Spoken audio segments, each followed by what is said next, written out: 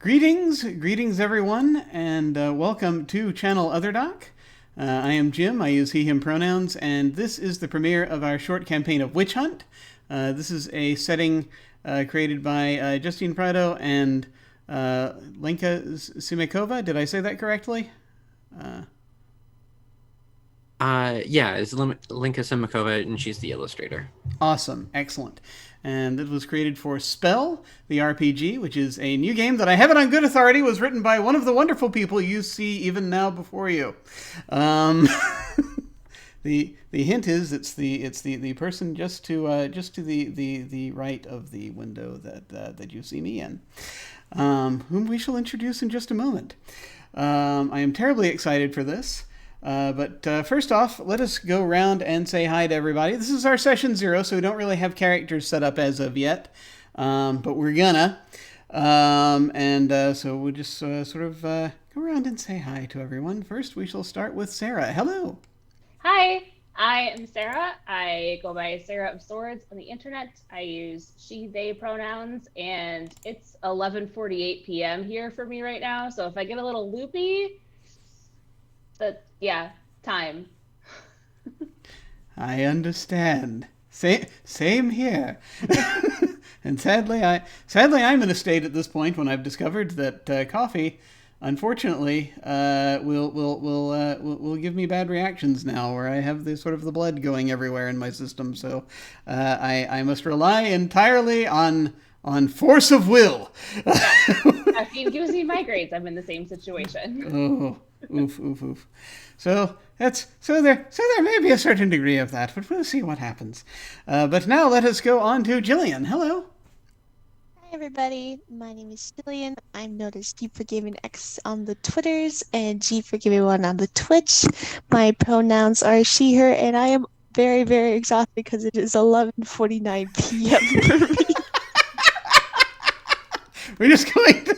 This is just going to be basically we're just this is going to be a stream for the next few hours of just every few minutes we'll say what time it is. I think that's probably going to be the theme here.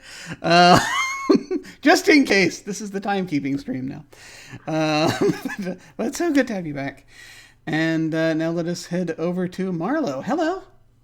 Hi. Good to be back. Thanks for having me again, Jim.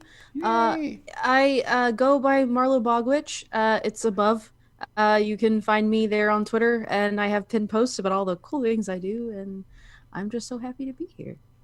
Yay! Me too. Also pleased to have you back. After after the abject strangeness that was Casketland, and I am very much looking forward to this. So I shall now be turning things over to our game moderator, Taylor, who is the creator of the system that we are going to be playing, Spell the RPG. I cannot wait. This is his first time on the channel. Be nice, everyone. Hello. Hi, and thank you for having me, Jim. This is really exciting. It's always kind of fun rolling into a new channel and seeing how things are done. Yeah, and I'm pretty excited to run this for you all. I am Taylor. I use he, him pronouns, and I wrote Spell the RPG, which is this book, which you can get on the internet. It's published under Whimsy Machine, and that's whimsymachinegames.com, or my little vanity URL, whimsymachine.media, because they just let you do things like that on the internet. It comes with a book of, or you can, so Spell the RPG is a setting neutral system that has some core elements of using letters to create magic. It's literally played with letter tiles. You draw them, and what you spell is what you cast. So it's a very kind of freeform creative problem solving type of game. I have also written Spellbook Volume 1, which is a collection of 5 different settings that you can play spell in. So there's like a magical girl setting where you have to go to the moon and to fight the monsters and find the crystals. There's high fantasy quest. There is like a lucid dreaming, go between the waking world and the dream world. There is just like a high school drama where like a monster breaks into the school, but prom's tomorrow. And then there's one where you play as a pantheon of gods through a civilization for like hundreds or thousands of years. And so those are the ones that I wrote. And for an upcoming Spellbook Volume 2, I hired a bunch of amazing writers and illustrators to come up with their own. The one what we're doing now is written by Justine Prado, and it is Witch Hunt. And I'm really excited. This is actually the first time that I've played it. It's not available yet, but it will be once we're done playing, because this is where I get to go in and tweak all the numbers and make sure the stat blocks make sense. And it's been a little bit since I've run a game. Let's see if I remember how to run my own game. This is our session 0. So we will be making characters, talking about the system, and then kind of talking about the story that's going to happen. But we will save all of the role playing for our next session. I don't have an excuse for being tired. It is only 8:53 p.m. For me, the West Coaster. I thank you all for joining this late night stream. I know it is not easy, but unfortunately, I am an essential worker, so I am still reporting to a physical location, and often work kind of late. All right, let's roll right into it.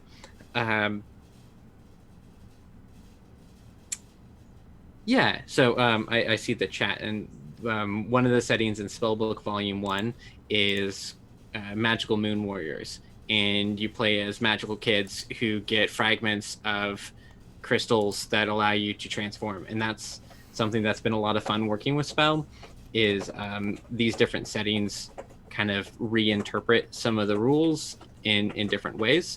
So like, you'll see how we use spells in this one, where you roll one of your impulses, draw letters, but there's a lot of ways that you can tweak that. So that one has transformations. So the spell is specifically a transformation spell. So that means that you can use your regular impulses with a magic twist related to that. And that was something that I tried to design into the core system, is that versatility.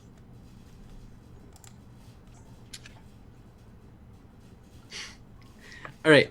So in everybody's learning style, I can definitely just go on a rant here and ramble through how things look and play. I can give you like the core bits to it, and then we can just get into characters and start piecing around and playing with bits.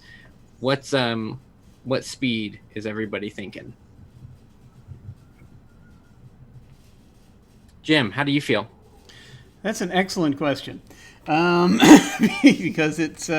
I mean, I'm good with if you want to. I'd say if you want to do like sort of introduce general concepts and then move to specific, I'm always a fan of that. But I'm pretty much I'm good with whatever. Feel free to do whatever you like. Okay, and Sara and Gillian, I saw a couple of nods. And Marlo, so we're feeling kind of like very core points, and then we can kind of start throwing around character concepts, what you might be feeling, some of the choice puritanical names we found on the list, and then let's go from there. Yeah, sounds good. Okay, and then that'll give me a chance to stop talking. So Spell, the RPG, has 2 main mechanical bits. There are impulses, which are 12 stats that kind of describe how and why you do things, and not necessarily specifically what you do. And those stats are... I used to have these memorized. I'm so rusty. Okay, so there's calm, daring, feeling, focus, force, grit, hope, reason, renown, scheme, style, and trust. And so when you go to perform an action, you choose which impulse your character is acting on. And so this is where it kind of differentiates from ability-based stats. So if you're trying to get into a room, You might use, force to just, take the direct route, brute force it. Or you could do style because you know how to make an entrance. Or you can use your, let's say, daring. You don't know what's on the other side of that door, but you are the daring type of person who's just going to knock it down and roll into the situation anyway. So it kind of describes the motivation of your character, and the impulses you use are going to flavor those actions that way.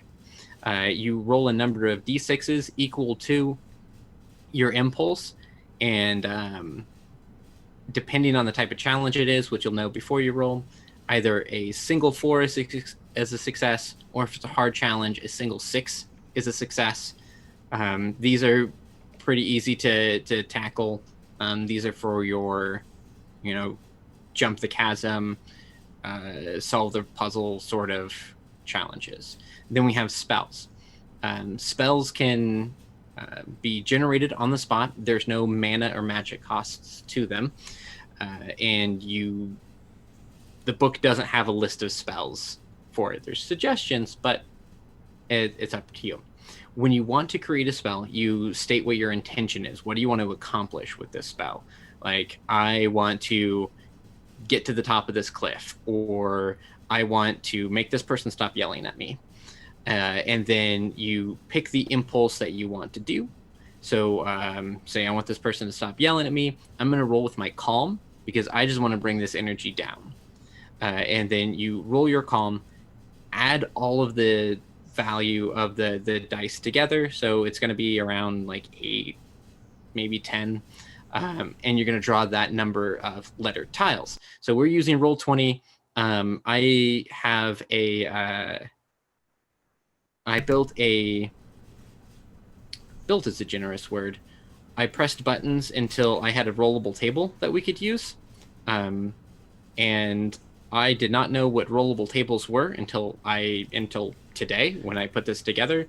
So you can do it too. And in the gum.co/spell extras, which I don't know if there's a link for that anywhere.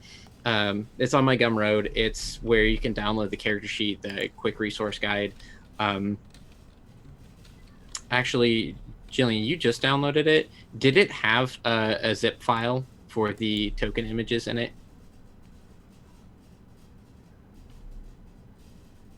No. Okay. So I'll put that in there.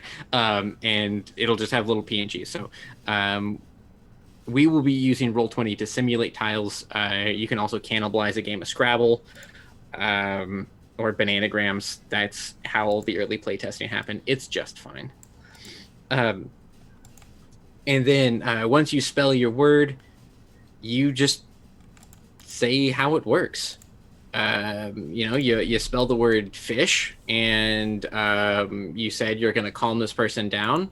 So you just create some fish that just like magically float around this person. This person's yelling at you, and you're like, hey, it's all right. And these like magical fish just come into reality. They swirl around the person, and they get kind of distracted, like they're staring at a screensaver, looking at an aquarium. And they're like, all right. And they calm down a little bit. So your spells literally alter reality.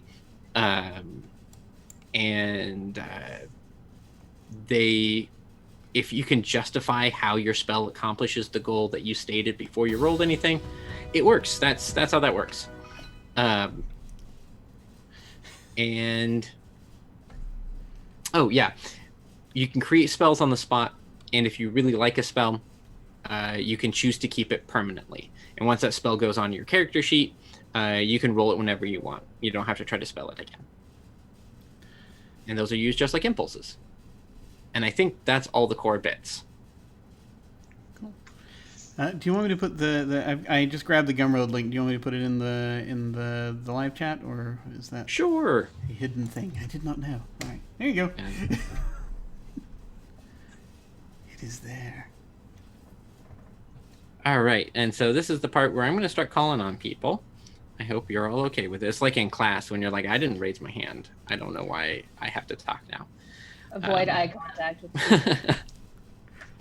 All right.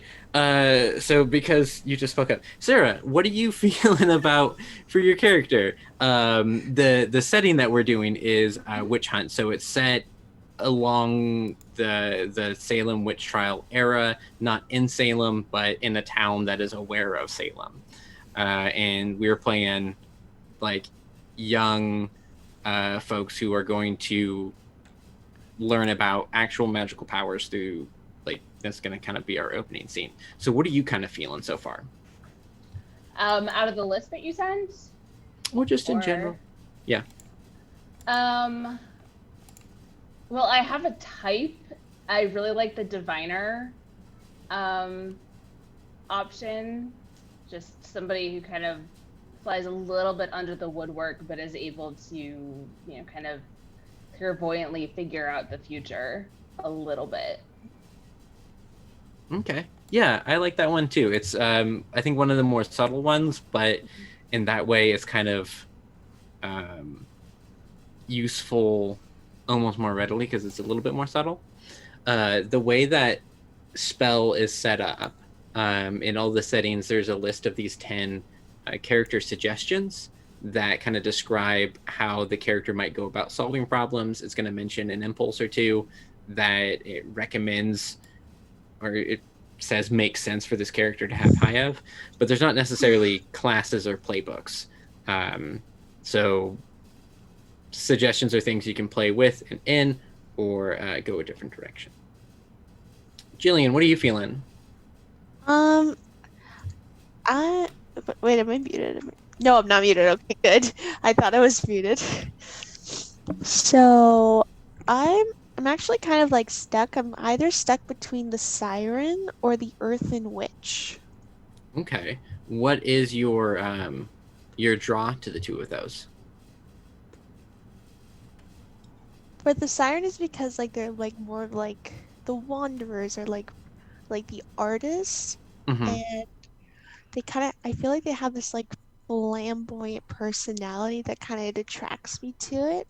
Mm-hmm. And with the earthen witch that I hadn't seen till like a minute ago is that their curiosity and just like them just like being more inventive and inspired kind of also attracts me to that as well.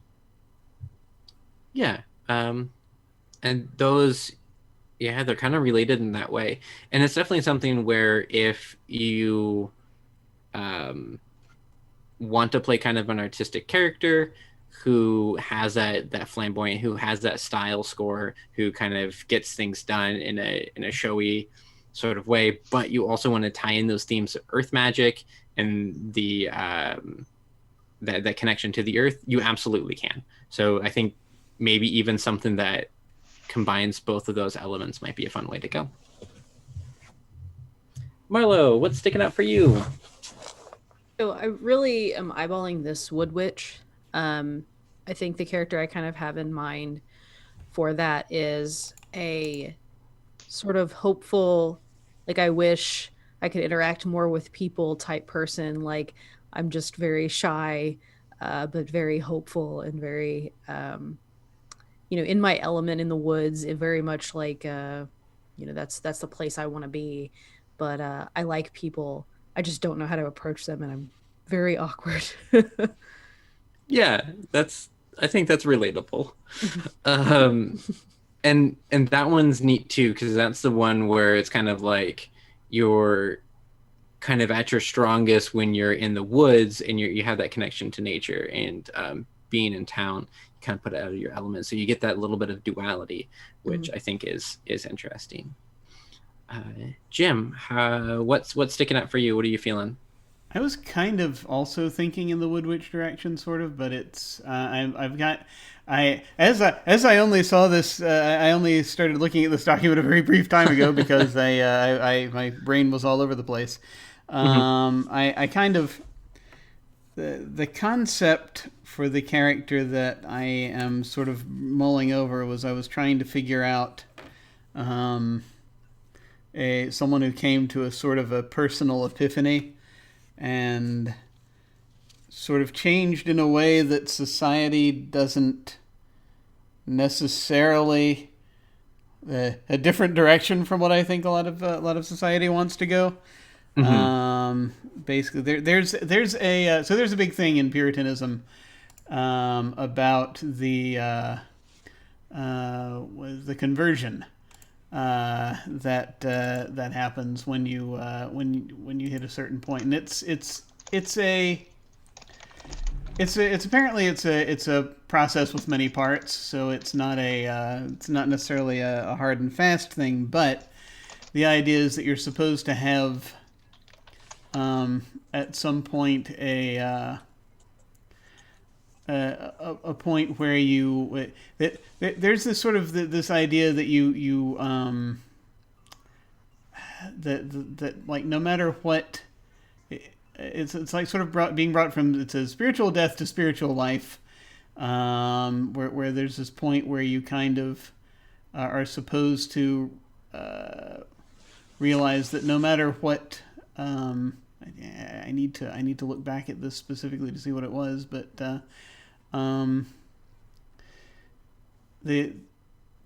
realization that salvation is only possible because of divine mercy, that kind of thing. You're supposed to apparently realize that no matter what amount of good you're doing, it's only because of or not only because it doesn't really mean anything without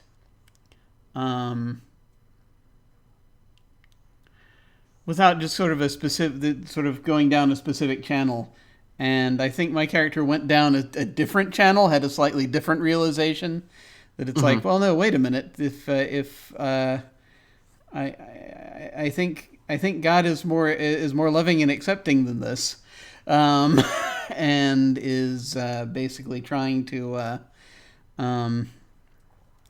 in sort of their personal relationship with these things, it's more of a, it is more of an idea that that it's you can do your own thing, and if you're doing good in the world, that it's that counts. Basically. So something that might also be interesting to check out is at the very end, the Blood Witch, which sounds pretty intense, but it's about like familial bonds and that sort of like strength and family and the connections, and that just kind of seems to parallel that idea of something greater than the self. Yeah. So that might be interesting as well. But since we're not using playbooks or classes or anything, if both of you go, if two people or even everybody went with the same sort of inspiration, ultimately it's going to come down to the impulses that you pick and then the spells that you generate. So you'll each end up having your own set of spells that are accomplishing things in the ways that you choose to accomplish things. So even if your themes are similar, how you actually get things done will still be unique to you. And also, I do want to say, kind of like on the tail end of what you were saying, Jim, I am not a historian. There's I think I was supposed to have read The Crucible in high school, but I didn't, and we just watched the movie. I have been to Salem, Massachusetts, and went to their witch museum, which is kind of like skirts that line between informative and pretty offensive. So that's kind of fun. Yeah, so this is not necessarily historically accurate. As far as I'm aware, there was no reality altering magic that was being thrown around at the time. That said, I do want to be respectful of the of the time and the things that people went through at the time. But yeah, I make a disclaimer there that I am not learned in that realm. No, don't worry. Everything that I have just quoted, I just quoted from Wikipedia. So I'm not entirely sure myself. Are you doing that thing where, like, when you do an RPG that's kind of related to a thing, you become an expert on that thing? You're like, I think it'd be interesting if this character was into tarot, and then now you have 5 decks and like a couple of books, and yeah. I'm familiar. Yeah. I do want to just go ahead really quickly, and just make a brief note that there is I feel as though there's a chance there's going to be some degree of religious or religious adjacent content here, given the setting. And so if that is a thing, and we can talk about this, sort of develop more, I think, as we put stuff into the lines and veils and what have you, as to how much of that we want, just on a personal level. But I just sort of want to mention it is all right if anyone needs to, who is watching this, or needs to step away for that reason.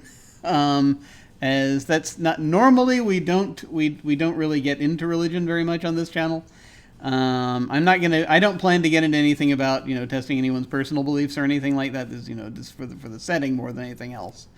And so it is perfectly fine if one is not on board with some of the stuff, I guess, in the society that we're talking about. And it's like we just were talking about, it's malleable, because we're not trying to be historically accurate, and so that's kind of that's just sort of so we may I find it I was trying to get my head. I'll just sort of say this as I was trying to prepare for this. I was trying to figure out to learn a little bit, wrap my head around sort of the society, because I don't know a lot about the Puritans inherently. And so I dived into Wikipedia last night and today, and so it was like, okay, because I was looking for character inspiration, and I saw the thing about conversion. I was like, there we go. Okay, yeah. So that's my hook. So that's just basically where we're going. And so yeah. The thing that's also been mentioned in chat is that there was this idea that I'm also seem to remember, that Puritanism had this very big sort of like, it's you're going down this specific religious track, and you have to you have to strive to earn your way. It says to earn your way into heaven, and so that exactly, that's kind of what I was thinking, is that my character kind of broke with that to an extent, and they started to think, wait a minute. Yeah, and it's definitely my goal with this is not to make commentary on Puritanism or religion in general. It is a commentary on the abuse of power and essentially like structural gaslighting, and how those are bad. And so I will not make commentary about religious beliefs specifically, but I will make commentary that taking advantage of people in need or lying to them and deceiving them is bad. So Jim, I guess let's steer clear of religion and just go straight into politics. Is that okay? Okay, yeah, sure, absolutely. Let's hit every branch on the way down as I Thanks crash for bringing me to your channel. I'm so happy to be here.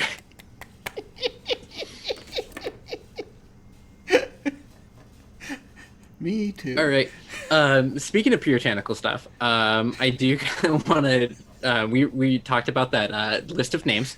I think I only got to the D's to like do good and do well, but I didn't get much farther than that. Oh no, I got to the F's because one of the names was Fear God, and one of the names was Fear Not, and I thought those were pretty rad. Were there actual names that any of you were kind of thinking that, hey, this might be kind of fun, or are we running into the same sort of ones as I was? Well, I definitely saw the same list you did with like the 17-word hyphenated nonsense. But I was actually just re-looking at that list, and I really like the Dark Flame idea of not as a name, but as somebody who, if she weren't a witch herself, would be one who would start accusing people. And on a different tangential note, one of the names on that list that was a little bit easier to say on a regular basis, I liked, was Delilah. Yeah. So that was, yeah. Yeah, it was kind of fun that there's like a handful of like, oh, this is a totally, like, this is a name that we still use. Where Yeah, some or- of them was Fight the Good Fight of Faith was one of them. I'll also take this moment because he just jumped up on my lap. This is going to be my witch's familiar, and he is Sebastian, and he is very chunky. What about you, Marlo? Did you get a chance to look through the puritanical names to find something of? You also don't have to pick a name from the list. Right. I just think it was hilarious that we have it. Yeah, it was. I had actually kind of thought about a name a little bit before, so I'm thinking. Oh, yeah? I'm thinking Wilhelmina, but we can call her Willie. Nice. I like So that. The backstory behind that is I had a roommate for a while who had a very sweet dog named Wilhelmina, and this dog was just like, I mean, just like she would wag her tail so hard her whole like body would bend in half. Like this was just like the best dog ever. So that kind of like childlike innocence is what I'm trying to grasp with my character. So you're getting a little bit of the personality inspiration there. Yeah. All right. Yeah. I think a joyful puppy dog sort of energy will be a lot of fun. Yeah. And then Wilhelmina is the name. Yeah. Okay. So Gillian, are you thinking of anything before or after our list of puritanical names? I haven't really thought about that yet. No. That's totally okay. I guess has anything come up while we've been talking about names, or do you like to mull over names? I can mull over some names. Okay. Might take a bit because I'm sleep deprived right now. Completely understand. So rest well, and then when it's daylight hours for you, you can look into names. Okay. I don't know if you do the same thing that I do, but I really like going through the name listing sites and searching for keywords and like, what does this name mean? And then like having like, okay, first name is a literary reference and the last name is like this. I don't know. It's kind of fun. It's a little bit Harry Potter, but it's kind of fun. I was looking at that earlier today. It looked really cool. Just like name meanings and stuff. Yeah, and just how like why would people be named this way? These just seems like I can just like imagine someone named like let's see, Faith My Joy, like Faith My Joy. daughter's name. Which is funny because both Faith and Joy are names that you would hear today. It's weird when you hyphenate it with possessive pronoun in there. Oh my god, there's actually someone called Friday. Friday's kind of a cool name. Like Tuesday's a name. Mm-hmm. I've known some people named. I've known a couple of Tuesdays. Friday's kind of fun. What about Wednesday? Is there no Wednesdays? Wednesday is strong witch energy. It really is. Yeah. What about you, Jim? Are you getting feelings for names? Because you were reading about Puritans last night. Yeah, and so it was. So it's funny because I was going to. You sent me a while back a link about a person who was a little later in history, who referred to themselves as the Universal Friend. And I actually have drawn a little bit of inspiration from that as I was thinking about my character, but I sort of am putting them in a sort of a different direction. And so my character, my character is going to be non-binary, I was looking through.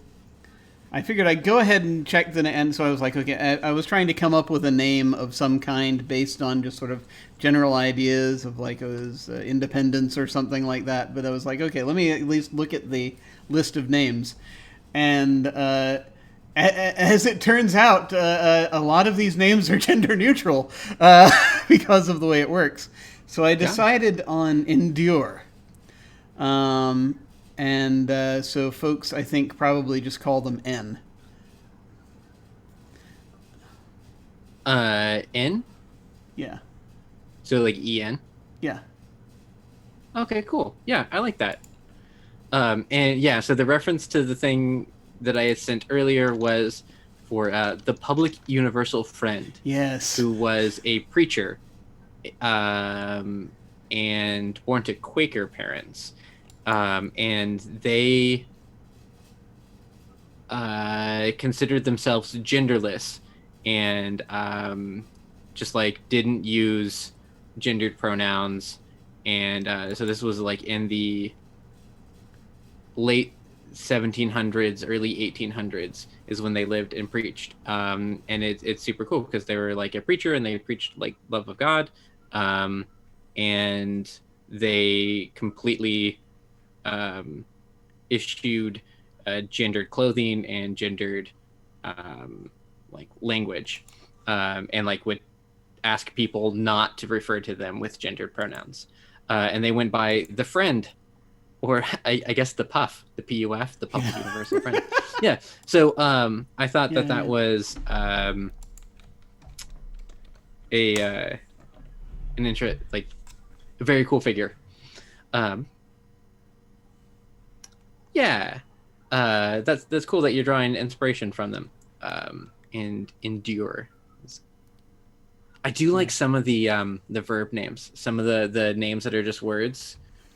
Some of them are like super goth, and like one of them was like agony. Yeah.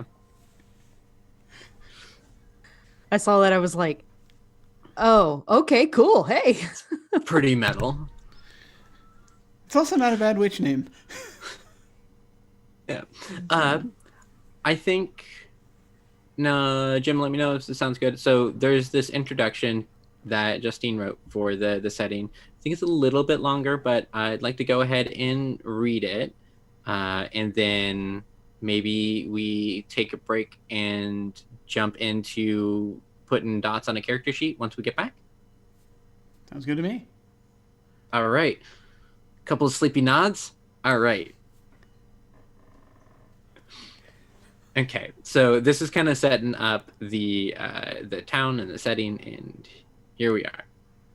So, horse-drawn wagons roll down the bustling 17th century village paths. Their wheels slice through muddy puddles and splash the long skirts of the forlorn women who wear them. The villagers look tired and threadbare. A thick fog settles over the modest homes and stores, casting a pall over the town and limiting the vision of everyone, including the horses. One whinnies as it halts and allows an older woman to cross the path. No eye contact made, just a brief pause before they both continue on their way, knowing with no real certainty what lies further down the path, but it's not likely to be much better. This is Waterwood, Massachusetts, where it seems the storm is perpetually brewing. It wasn't always like this. Not long ago, this sleepy fishing village was a bustling port town, surrounded by dense woods on three sides and a harbor to the east. It was a growing community of neighbors and shop owners who never knew if a boat was bringing in freshly caught fish or new friends. But something changed all of that. The boats brought in less and less fish, and even fewer families looking to make Waterwood their home. Businesses dried up, and the handsome hamlet of New England was now an economic tailspin.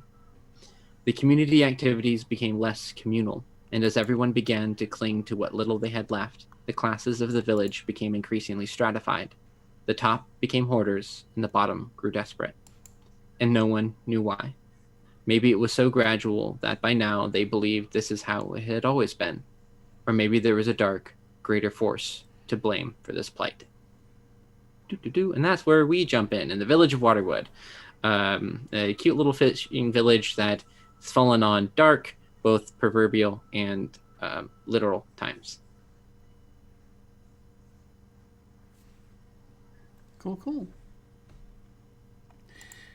All right. So I guess we'll go ahead then and go to break, unless anyone had anything else they wanted to lob in here, or or question or sort out? All right, excellent. We'll be back in a bit. I'm going to toss it to me doing an interview with Dylan, and we'll be back afterward. See you shortly. Greetings, folks. Welcome to the break. I have Dylan here, Anarisis, to chat about various things that he's got going on. Hello. Hi. It's been so long. It's been so long. I know. It's like it's not as though we've been recording these in sequence. No. That's we couldn't possibly. That would be wrong. Don't break the illusion. John. Oh crap. Oh God. No. We are totally, absolutely in two boxes hovering over a neon landscape right now. That sounds about right. Yeah, that's how it works. But actually, the thing I want to talk about with you right now is the games that you have been producing and working on, various types of gamery and what have you. You have a few titles that I'm aware of. I'm aware of Spoken Magic. I'm aware of Become. Tell us, how did you get into the design of games, and tell us a little bit about those games. I got into game design the same way I think a lot of tabletop game designers did, which is that I was playing Dungeons and Dragons and found it really lacking in some important areas for the kind of game that I wanted to play, but also I couldn't convince my players to play anything else.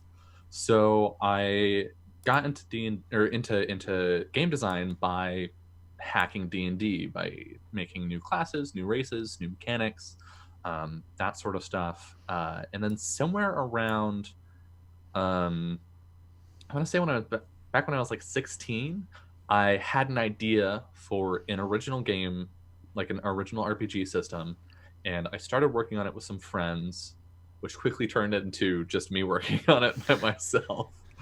And I worked on that game for like 5 years or so until finally I realized like I had wrapped up so much emotion in this game and I wanted so badly for it to be good.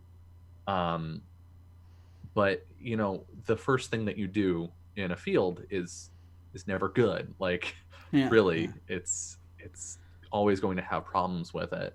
And so I knew that if I wanted to make this game, like make my baby, I had to put it away and work on some other stuff. And that's how Become started. It was my first project after putting that to the side. I was listening to, I remember I was at the grocery store listening to Adam Coble has a show that he does called, what is it? Heck, he has a GM and game design advice show. Okay. Office Hours. There we go. Where, you know, people send in questions and he answers them. And someone had asked, like, you know, what is it with mind control abilities that in D&D that people don't like? And he had a lot of really insightful things to say that I will not try to repeat. But in essence, like the thesis that I got from it is loss of agency sucks because character creation is hard and people put in a lot of investment, like a lot of personal investment into their characters. So that moment of I have lost control and something bad could happen to my character that I care about because of that is like creates some really, really visceral emotions for people. And I was walking down, I think the like snacks aisle of a Safeway, and I had this thought of like, well, what if your character didn't die when it died? Like, what if death wasn't an option? Then would loss of agency be less bad? Like, can we play if we cordon off mortality? Can we play in this region of agency? And that bursts this whole game of being a program and a machine. Cool. Well, for folks who aren't familiar, could you tell us a little bit about what Become is about? Yeah, so I touched on it a little bit. That was the mechanical kernel that got me to start chewing. But really, Become is setting wise, it's a tech noir investigation game. So if you think about sort of the setting of Tron, where you have like AI who are personified as characters that exist within a fully simulated environment, but then you just smash that together with the Maltese Falcon with this like noir, you know, Art Deco, investigative tone. That's the setting for Become. But ultimately, while you explore mysteries and go through this digital environment and investigate other programs, really the mystery at the center of it and the investigation at the core of any game of Become is one of self-discovery. As you know, these AI start from a place where like a person wrote them and was like, this is who you are. But as you play, and more importantly as you fail, you slowly begin to build your own principles, your own desires that shape who you are. Very cool, and I mean that's also excellent that you're making failure a key part of it, because that's always something that, especially in modern games, that you hear needs to be a thing is failure must be interesting. And if it contributes to your character's growth, I think that's all the more so. So that is awesome. Yeah. So tell us a little bit about Spoken Magic. Spoken Magic is secretly another game about self-discovery. So all of my games, I write, with the exception of a few that are just like I wrote this to be silly. Like I wrote a nap LARP that fits inside of a single tweet, that I'm still pretty proud of. But that was just like me being silly. But all the games that I really sit down and take time to write out are made to like teach a thing, to get players to interact with an idea and get a better understanding of it. So while Become was sort of the formation of identity, Spoken Magic is a game where you go on a journey and you collaborate with the other players at the table to solve problems with magic. And then once you reach the end of your journey, you come back and you reflect on how that journey has changed you. But sort of the really small elevator pitch I like for Spoken Magic is it's The Hobbit, but everybody plays Gandalf. But but really, what's happening is at the beginning of the game tells you who you are, and then you play through and have these experiences with the other people at the table. And at the very end, the game asks you to define who you are, because I think so often that's what happens to people in real life is, you know, you are born and raised in a specific set of circumstances, and people will tell you who you are because of those circumstances. But it's our experiences and the moments that we share with other people around us that really shape that. And when you go long enough and exist in that space for long enough, eventually you get to decide who you are. And Spoken Magic really is a game about trying to experience that with other people. Awesome. Yeah, and that's I think it's very cool that you're putting out games that let people sort of play in that realm, because that's it's kind of critical to the human condition, I would think. So yeah, I'd like to think that I'm saying something useful with these games, but that's ultimately not for me to decide. Very cool, though. Very cool. Do you have anything else going on game-wise that you'd want to mention? Yeah, so the way that I design games is a little weird. I have a running document of probably 20 or so games that I'm working on, but I have one that I'm actively writing right now, and by the time anyone sees this, I suspect I will have the fully playtestable version of it out. It's a game called Letting Go, which is it's a loose hack of a game by my friend Summer called Knowing You, which is Knowing You is a question and answer storytelling game that has a really interesting format, but explores the end of a relationship through, like, you start at the end of the relationship and work your way backward. And with Letting Go, I wanted to take that same idea of having a game that exists purely in the space of somebody asking questions and someone answering them. But specifically, Letting Go is a game in which you explore someone's grief. You explore the grief of two people separating for whatever reason, whether it be moving apart, a breakup, a death, anything like that. And really diving into one player's grief and figuring out what it looks like, but also getting to, hear those things that we never really get to hear in those situations, the responses, the things that the other person would want to say, and give players a moment, whether it's their coming up with characters for the game, or whether they had an NPC that they really cared about die in a campaign or something like that they want to explore, really getting an opportunity to have those conversations that in real life we never get to have. That is very cool. That is really cool. Well, I very much look forward to seeing when that comes out. In the meantime, if folks want to find any of these games online, where should they go?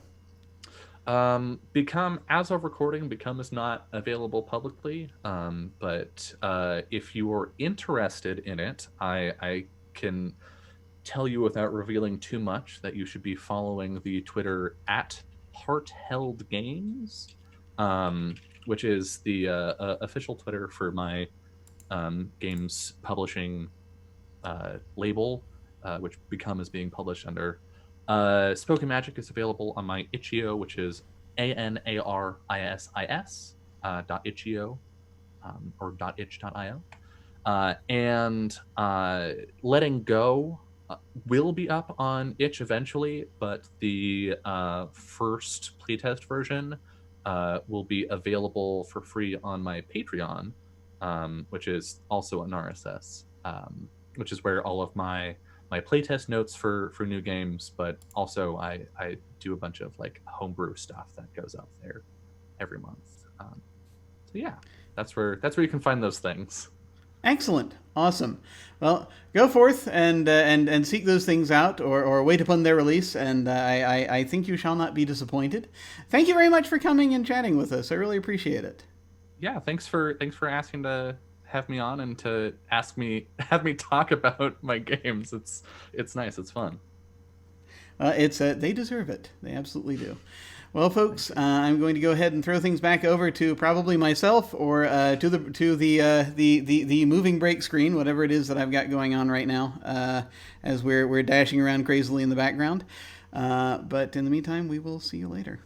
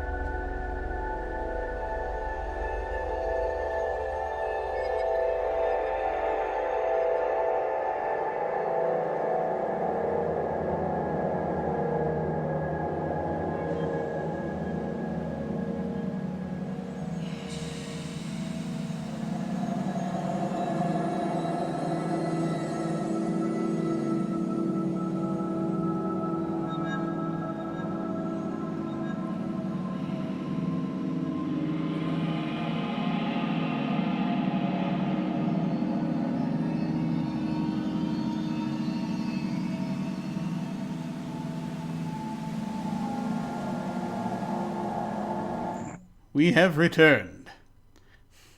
Hello. And so now we're doing stuff. Yeah, let's do some stuff. Okay. Yeah, let's create some characters. Each of you have a character sheet in Roll20. Oh, and some of them even have names already. Hargrave. I feel like I don't know if it's a Puritan name at all, but I like it. Oh, have you read or watched Umbrella Academy? I have actually. It was not an intentional reference. Yeah, because I think that one's like Hargreaves. It's Hargreaves. Yeah. It's a little bit different, but like I paused like that seems a little bit familiar, but yeah, no, it's a cool name. I have not seen season 2 yet. I hear it's good. Me neither. I'm actually like partway through season 1, but. All right, so we can so for character creation, you'll see that on your character sheets there are 12 impulses, and you begin with 12 points to distribute between those 12 impulses. It is totally okay to have 0 in an impulse. If you have 0 in calm, for example, it doesn't mean your character has no chill. They are still capable of being calm. It's not an driving force of their personality and of their nature that they can act in meaningful and significant ways on that. Yeah, I hope that makes sense. So if you don't pick reason, it doesn't mean that your character can't think or anything. It just means that they don't solve problems by reasoning through all of the individual steps. They might solve problems instead by, having hope and faith in themselves and in the outcome and in their abilities, or they might, solve problems by other ways. So I hope that makes sense. I have my little chart here because I like charts that kind of talks about the success rate of different actions. So if you have just 1 point in an impulse, you still have a 50% success rate on average difficulty challenges. If you have 4 in an impulse, you have that 52%, so about 1 and 2 shot of hard challenges. So that's kind of where it is for the average challenges. So if you just kind of want to make sure that you can get it done, once you hit 3 points in an impulse, you've got an 88% chance, and then it's just diminishing returns after that. So if you have 3 or 4 dice, you're gonna pass an easy challenge or an average challenge more often than not. If it's important to you and you really want to make sure that you can knock it out of the park, you can do a little bit higher. I'm gonna say in these numbers so you kind of get a sense of 3 to 4 in an impulse, pretty solid. And then another good way to think about it is if you have 3 points in an impulse, the average amount of letters that you're going to draw when you cast a spell is 11. And that's a pretty good chunk of letters. I think when I did my example before, I pulled 4, and that can be tricky. So if you just have 1 point in impulse, just know that when you do a spell with it, you're only going to have 3 or 4 letters to work with, which has led to some very interesting interpretations of what language can do. I have seen people do emojis with the letter tiles. You can still get creative with it, but yeah. The other way that impulses come into play mechanically, and I didn't really talk about this before, is defensively. So in any point of conflict, whether it's 2 people arguing, or you're racing and you're trying to get to a goal, or you're trying to stop somebody from doing something, or literal exchange of punches, and that's all solved through the same conflict system. And that's when a person acts by stating their intention. They might say, I'm gonna roll with my daring to just run at you and shoulder check you in the gut, and I want to tackle you. Then the defending player can choose which impulse they are defending with. So that might be I'm going to use my calm to just, calmly step aside. I'm not going to meet your aggression with aggression. Or you might use force, which I'm going to, or grit would be a good example of this. I'm going to stand my ground and I'm going to take you head on, and I'm going to be stronger than you. Or, however you end up justifying how that impulse works for how you are defending yourself. and then you roll first, and your roll sets the difficulty of the actor's roll against you. The highest dice value that you roll becomes their challenge rating. And if you roll multiple sixes, that reduces their pool of dice by 1 each. So if you roll and your highest value is 5, that means they have to beat 5 to act against you. If you roll and you get 2 sixes, not only do they have to beat 6 to act against you, they have to beat 6 with 1 fewer dice that they're rolling because of your extra 6 that you rolled. Every dice that they roll that meets or exceeds the challenge that you set for them temporarily reduces your impulse by an equal amount. It's 1 to 1. And that is considered spirit damage. So your health, your HP, is going to be counted against your impulses. So you start with 12 spirit, which is the sum total of all of the points in your impulses. So for example, you calmly go to deflect, they still get 1 point against you. So your calm is then reduced by 1 temporarily. If you heal or recover or do other steps to get back at it, then you can get those points back. It's not like a permanent loss that you have to buy back. So that's something to keep in mind with in spells. So if you have like a 1 point in impulse, since spirit damage doesn't wrap, so for example, if they get 3 points of spirit damage against you, but you only have 1 point in impulse, that's just 1. So I've seen some people use defensively. If you have an impulse that only has 1 point in it, you can defend with that, and you know that you're pretty much just dumping that one because they did like 3 points against you, and it's like, well, it's just the one anyway. Gillian, are you raising your hand with her question, or is that just a yawn and a stretch? Okay. Just want to make sure. The neat things about permanent spells, though, permanent spells are not reduced by spirit damage. So if you have 5 in a spell, so long as you have any points in that impulse still, you can continue to use that with 5. So your impulses will get, those pools will decrease as you take spirit damage to them, but spells do not. If the impulse goes to 0, you lose access to those spells until your impulse gets back up to at least 1. So that's another point for, like, don't put all your spell eggs in the same impulse basket. Just because, like, if you have 4 spells that are all tied to your renown, and then your renown goes down to 0, you're going to be thinking of some new spells on the fly. So that's kind of like mechanically how impulses come into play. Also, I don't play with character death by default, or spell doesn't. If all of your impulses are reduced to 0, that means you are no longer able to act in a meaningful way. You can no longer take actions to affect the situation around you. You are down, but you are not dead. If we were choosing to play in a setting that dealt with character death, it would be a cinematic choice that both the player and the GM would make. But I don't feel that that is this setting. Unless y'all are like, send me off to the west with the elves, and then we can cross that bridge when we get there.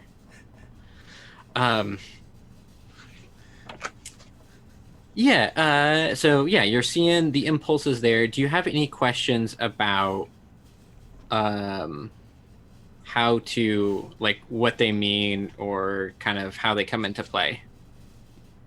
So I have a question of just looking at the sheet that you sent of the character types, understanding that they're kind of classes, kind of not. Mm-hmm. The impulse that's in parentheses, is that the only one we can cast spells with, or can we cast it with any impulse as long as we've got a reason for it? Yes, so you can cast spells with any impulse that you have at least 1 point in.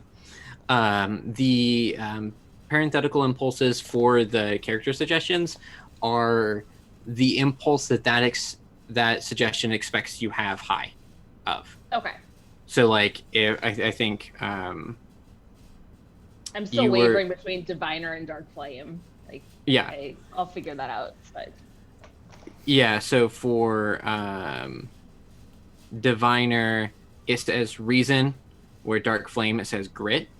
It's just because like diviner, it's expecting that you're going to use reason to kind of put the pieces together a little bit more and solve your problems kind of conceptually, where the dark flame, it's kind of expecting that you're the type of person to dig in your heels and face those challenges kind of in a headstrong fashion.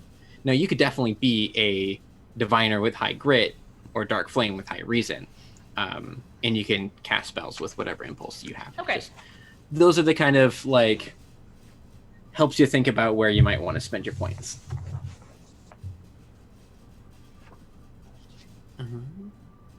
I don't know if the quick reference guide talks about impulses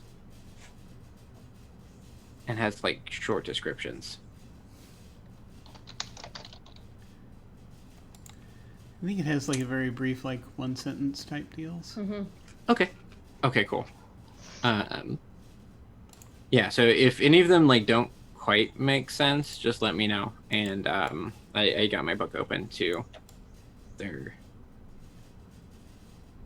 other version.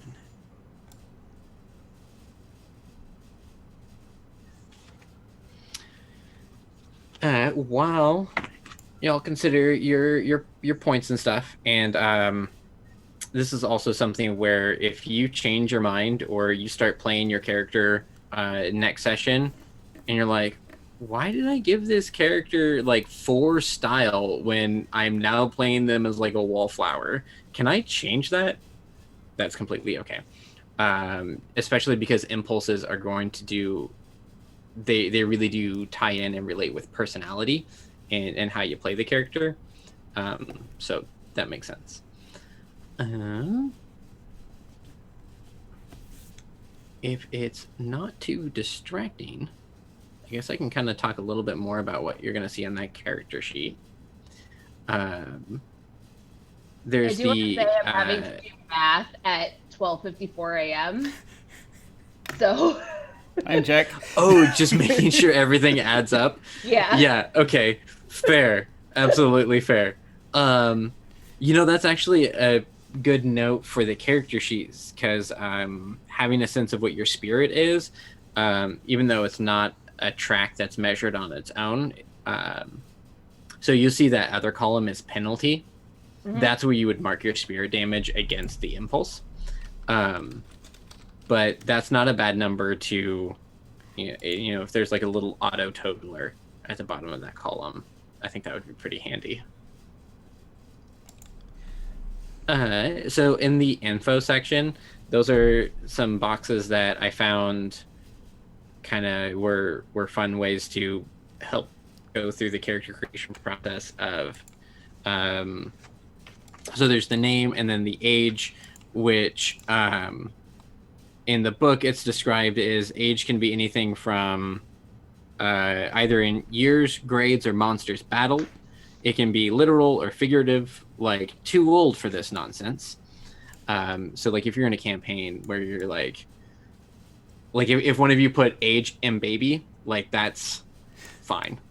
And then interests, I like to think that these tend to correspond with like the focus and style, and a lot of times this is going to be cues where if you say like my character would have this, right? And you're like, yeah, because you said you're into woodworking, so of course you have a lathe on you. It's kind of your point to say back like, hey, my character's interested in this sort of thing, it makes sense that I can do this, right? I'm like, yeah. Of course it's not like a hard set in stone, you can kind of figure that out, but I feel like that's a easy RP kickoff point. And then philosophy is often kind of like how you think about the universal language, and the universal language is something that I explained over break. So just like the quick version is the universal language is the language that all of reality is kind of described in, and speakers or spellcasters are able to see and hear little bits of it and reinterpret it and cast that into the world as spells. And so that's kind of the story. The core book talks about a couple of different philosophies of people who either think that like the language is something that's sacred, don't mess with it unless you absolutely have to, like if you're stopping other people who are messing with it. Some people feel that it's this like amazing thing that we should explore as much as possible. Some people think they're the new gods and they are beholden to no one but the language itself. Like those are kind of like core book philosophies. You can also take it into your own sort of sense of self. And then for motto, I like to use that as like a roleplay cue. So like if it's something like my character's always going to watch their back or something like I think a good way to think about it is in if you ever played Burning Wheel, like their beliefs, where you say like, hey, I'm always looking over my shoulder, or a motto of, you know, spells first, ask questions later. It's a good point on the character sheet when you're in one of those situations. You're like, what the heck do I do? Like, what would my character do in this situation? You can look at your character sheet. It's like, spells first, ask questions later. Let's roll with it. And so I like that as a kind of your RP backup button.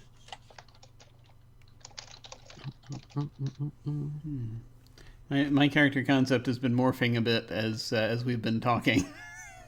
Yeah, and putting dots in spells, I think putting dots in impulses does help with that, as you're kind of thinking like how your character might act. What are you feeling now? What's it kind of morphing into?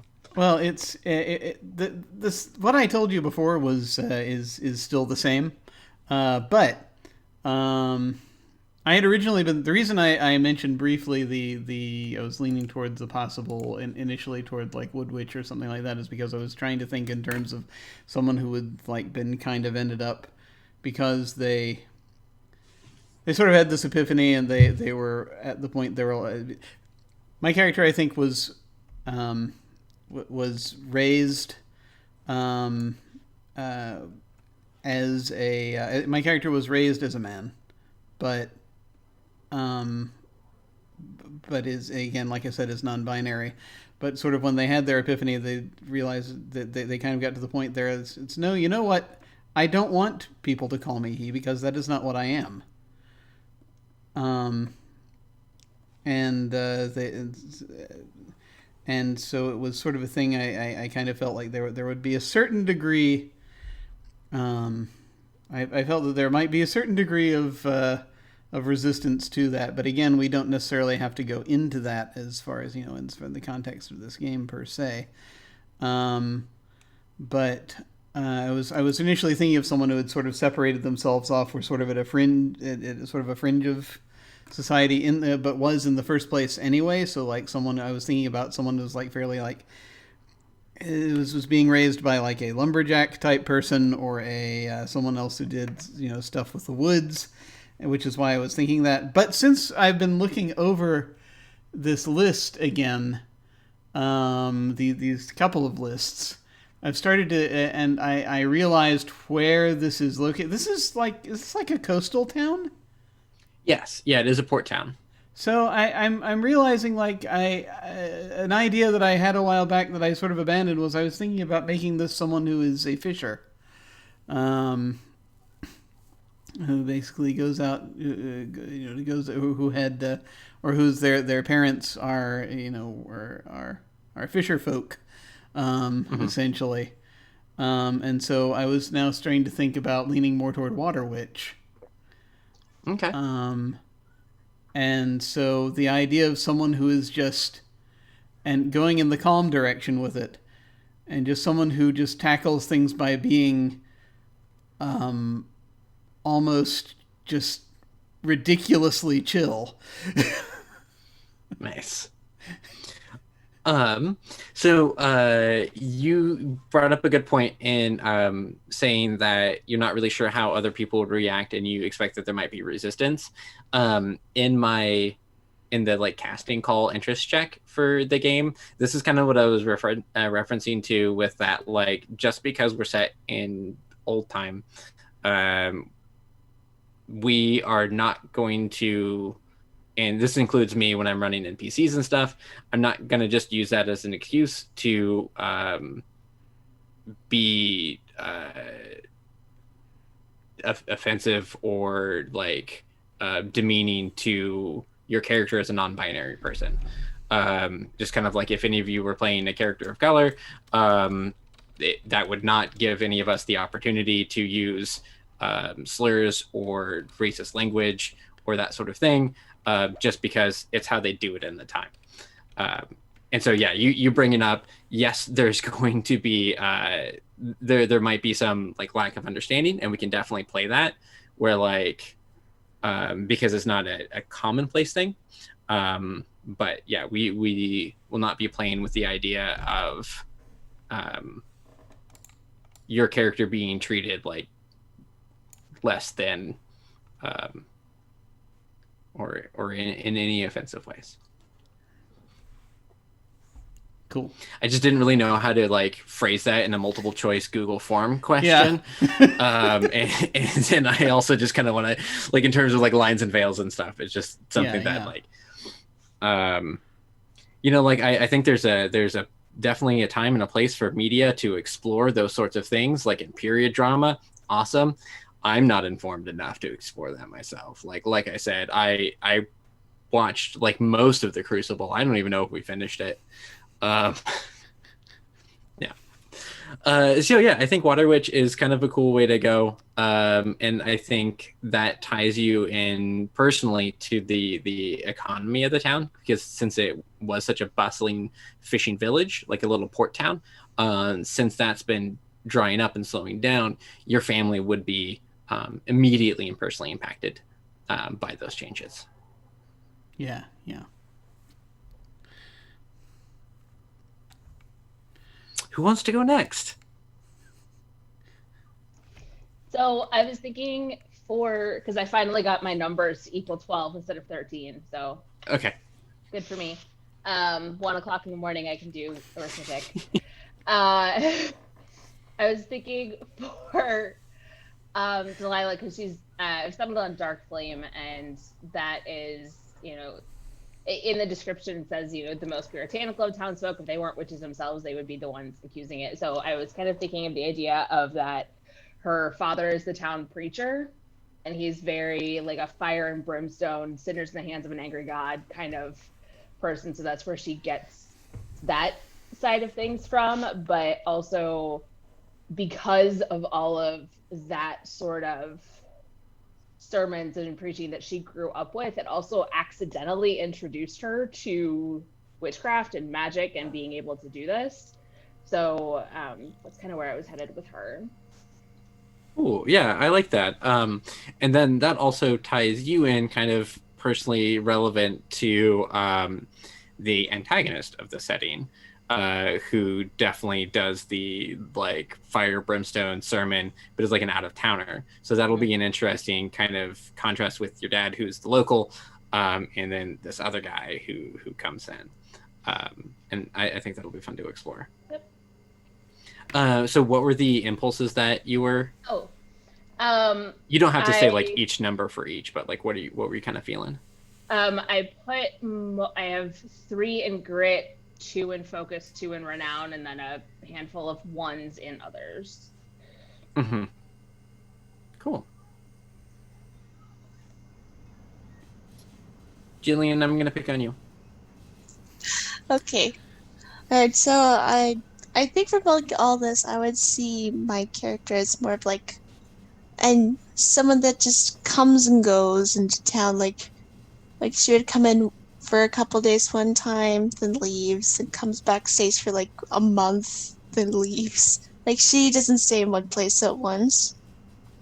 Where is she leaving to? No one really knows. Okay. So like probably just like other towns or whatever that she comes and goes from. Yeah. Or the woods. Mysteries. It's basically she's kind of a mystery herself, but they think of her as like the crazy girl because she comes up with all these like innovative stuff that just gets immediately like smacked down, just like no. Are we talking innovative? Like she rolls into town and she's like, "We'll all have these light boxes that can communicate to each other through invisible lines and networks." Okay. So were you were thinking Wood Witch, or were you thinking No, that was Marlo that was thinking Wood Witch. Marlo was thinking Wood Witch? I was thinking of kind of like a combo between Earthen and Siren. That's right. Okay, and those are both the creative kind of types. Okay, yeah, I like that. Yeah, Go ahead.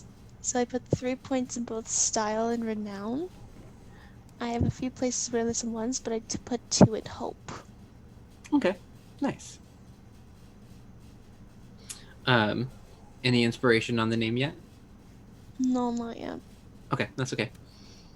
Marlo, what do we got going on? So Willie is a hopeless romantic. She is 25 and she's not yet married. So she's an old maid, if you will. And she wasn't quite getting along with her parents very much, and since she, was just kind of trying to really kind of develop her magics and stuff, she moved out to a little shed just outside of town. And inside the shed, this is what I'm seeing. When you walk in, you see like bubbling little pots that are like brewing, and then you see on the walls like things she's roughly sketched and like note pages everywhere because she's writing her own like pre-romance novel. And so she's very much like very happy, very like hopeful about her future. Like, I know the perfect person's out there for me, but she's also like trying to work on her magic and her like writing. So she's like pulled in like 87 different directions for her passions and her love of things. But nice, that's awesome. I like the isolationist author approach. All right, so the other thing that we get to do as part of character creation is 2 starting spells. And these are spells that you get to generate now. And I do have to remind myself on the numbers. So the way that I like to think of these 2 spells is one of these spells is like the first spell that you ever casted. And like I think this setting specifically kind of says that you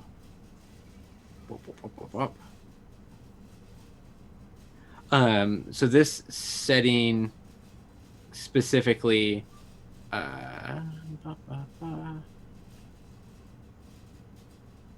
it does start with like less access to or less like deliberate access to magic, and I don't want to like throw your things for a loop, but if it's something where like for example, Willie's things that she's doing, she could be doing like witchcraft, or like the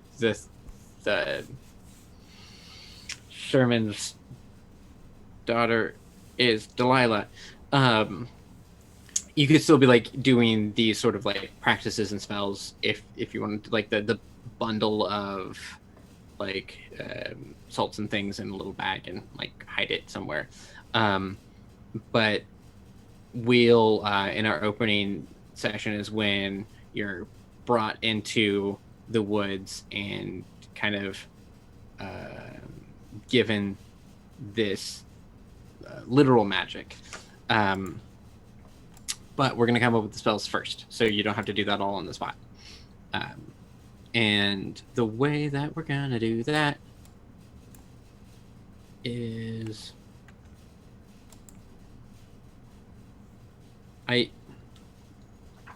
do have to remind myself, because the formula used to be different.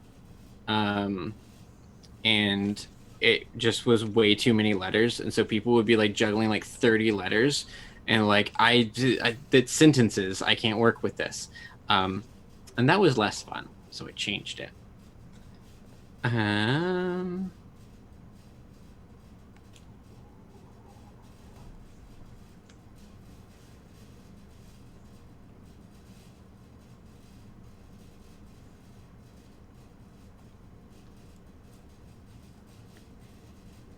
Okay, so for your 2 starting spells, one is like the first spell that you cast usually in the core book, and this is going to be a little bit different, but you can kind of think of like it's like a reflexive thing. It might be like what you play with first, what you might kind of experiment with first, and then the other one is kind of like your signature spell, and this is probably an out there reference, but I always think about this in terms of like I got really into the game Scribblenauts for a while. I don't know if you played that, but I figured out like pretty much any puzzle could be solved with a reindeer and a rope. And so like reindeer and a rope would be my signature spell. It's the one you always kind of fall back onto. It's like, well, this is probably going to work in this situation too. I once ran a session where one of the players had the spell clones, and he would just make clones of himself whenever he needed. And they were definitely like Meeseeks, where they just like disappeared after they were done helping. And so whenever he kind of came up to a problem, it's like, I just need more Garys. It's you can kind of think about it like one is your fun, flavorful, what are you going to play around with spell, and the other one's like your bread and butter.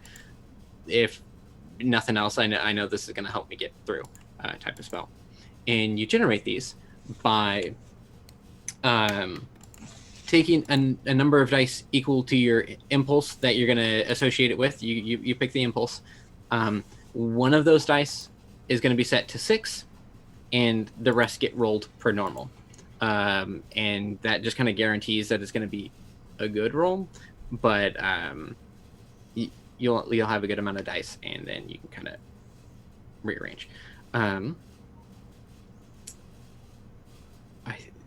don't know if there is there's not really a specific way to do that in Roll20. So let's just roll a number of dice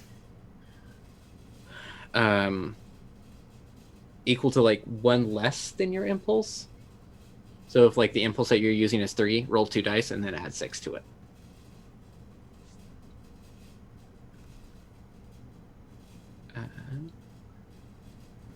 Do you all have sorry, it's been a minute since I've done Roll20. Do you all have the ability to like do rolls and stuff in the chat?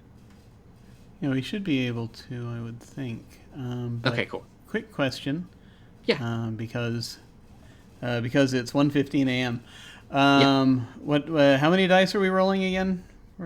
Oh, sorry. Okay, so pick the impulse that you would like to generate your first spell. Let's just do one at a time. Gotcha.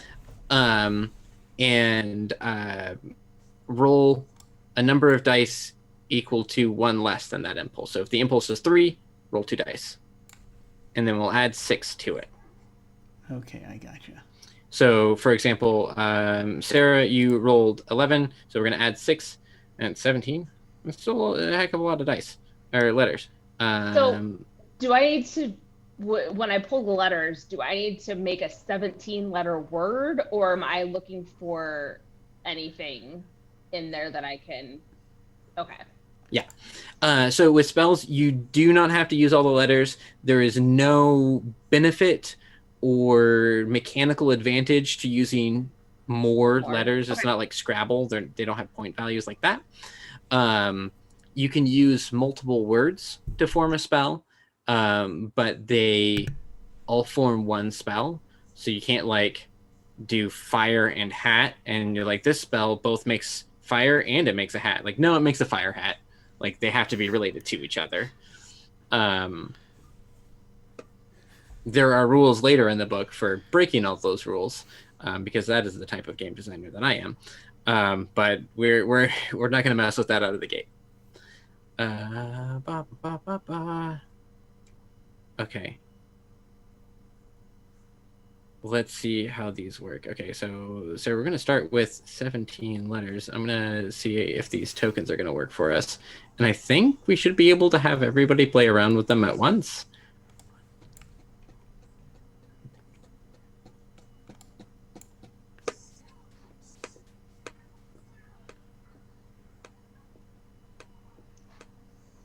Oops. Ah, it's a spell that just screams. Ah! Ah.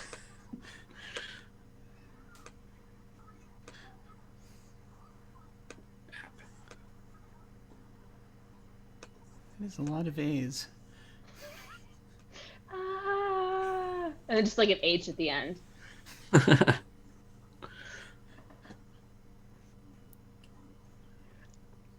Okay. An X, a Q, and a Z. At least there's a U though. There's Yeah. a U. There's an O and an A in there too. Oh, jeez. Oh boy. Interesting. Gosh, I really hope so. This is the first time I've played around with rollable tables, so I really hope that that it weighted them correctly. I would assume so. I'll make something work. Okay. And then Gillian, you're next, so I will give you 16. I can also share.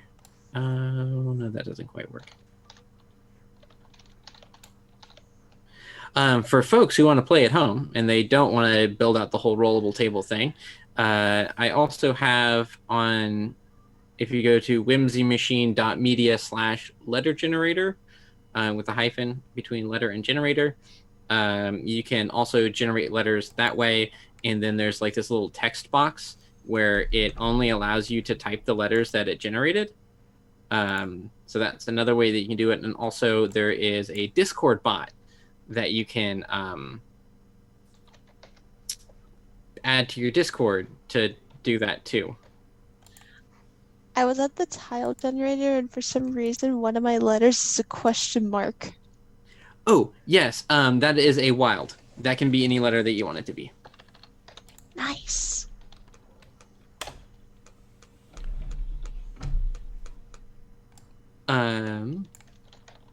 So Gillian, are you using the website? Mm-hmm. Okay, cool. Marlo and Jim, were you have you already started letters, or do you want the Roll20 letters? Ever. I think I have the link right here. I'm just gonna put them in Roll20 so I can remember them later. Okay. I'll take the tiles, the Roll20 tiles, if you want to throw them at me. So they are tokens. I think that you would be able to also move them. So once I get these all laid out, let's see if you can also click around with them. Gotcha. So Jim, you got an 8, so you'll have 14.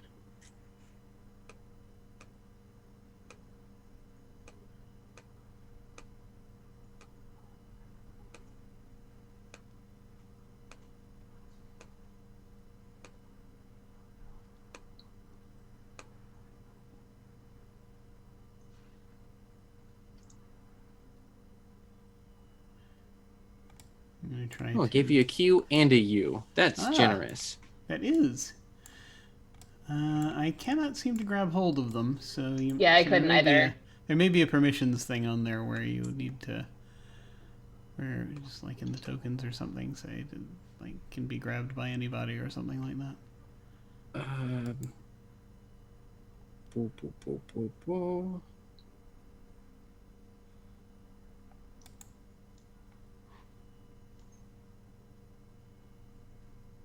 Oh my gosh, I can change it one at a time. Okay.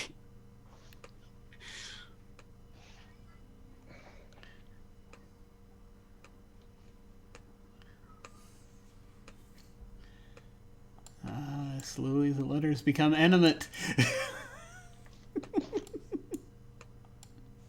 I can move some of them now.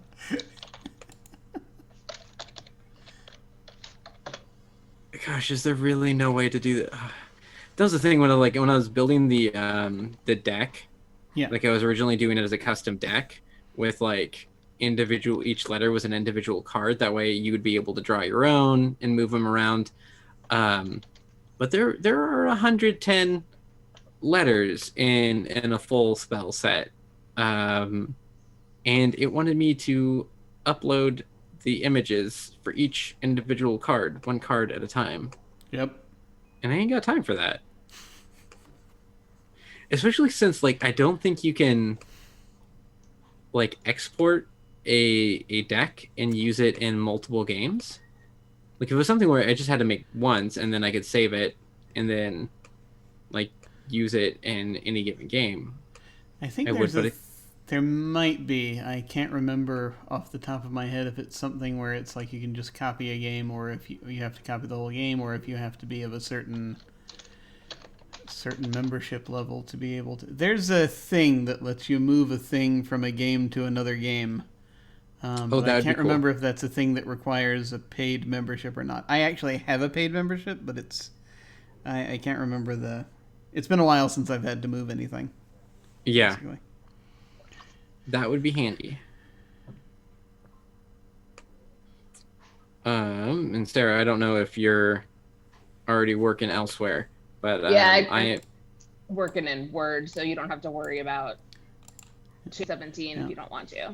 Okay. Do you want me to leave these up for you, or do you have them copied down already? I got them copied, thank you. Perfect. So we're supposed to come up with an idea of what we want first, and then try to find wording for that. Is that kind of what we're? Yeah. So the starting spells are the hardest spells to come up with, and there's been a couple of different ways that I've tried to kind of like make it a little bit easier. But the main reason why these spells are hardest is because you don't have the context of why you were casting it. And like when you're in play, you have a situation, you have that context already built out for you. You state the goal that you want to accomplish with that spell. Then you do the impulse, you draw the letters, you spell it out, and it kind of makes sense in that moment. We don't have that context in starting. So the best way to go about it, I found, is kind of building that situation for yourself. Thinking about, like, in terms of magic. So, like, Jim, your character is, raised by fishermen and is very calm. So you might look to those as inspirations where, like, are there, like, nautical terms? Like, if you spell the word net, do you think about, like, this calming net that you can just project and it, like, wraps people up and just kind of, like, weighted blanket chills them out? Or, if Willie as an author is, has worked with some of the, is writing, she might be a little bit more in touch with, like, literary terms, or you might have the idea of, like, write, or you said she also kind of, like, boils her own cauldrons and that sort of thing. So if you kind of, like, tap into what would my character frame, and if you need help with suggestions, I do know a website that I can use to cheat, but I generally don't allow my players to use, because I think weird ideas are better than cheat. Yeah, what's up? Are we working on the first spell that we cast, the one that we play around with right now, or our bread and butter spell? I usually order it as in, like, this is the first one, play around one, but you were absolutely not beholden to that. Okay. And then what? Those are the contexts that I like to provide that makes it easier to think about what the spell is. That said, if you come up with a spell that, like, this is the first kind of play around with words spell, and that ends up being the one you use all the time and play, like there's no penalty there. Like that's Okay.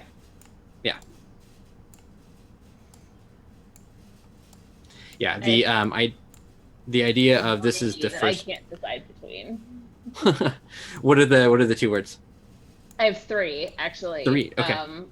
I have quash, like just knock off whatever somebody's doing. Roads, which could be kind of fun in some sort of escape pattern, and razors. All right. What was the impulse that you're using for this? Grit. Grit. Okay. And it was roads, razor, and quash. Yeah, roads, razors, plural, and quash. Yeah. I'm really good at boggle. Nice. Yeah, I think that was kind of the very humbling thing that I realized about myself when I first started doing this. Like, oh, I'm not good at word scrambles.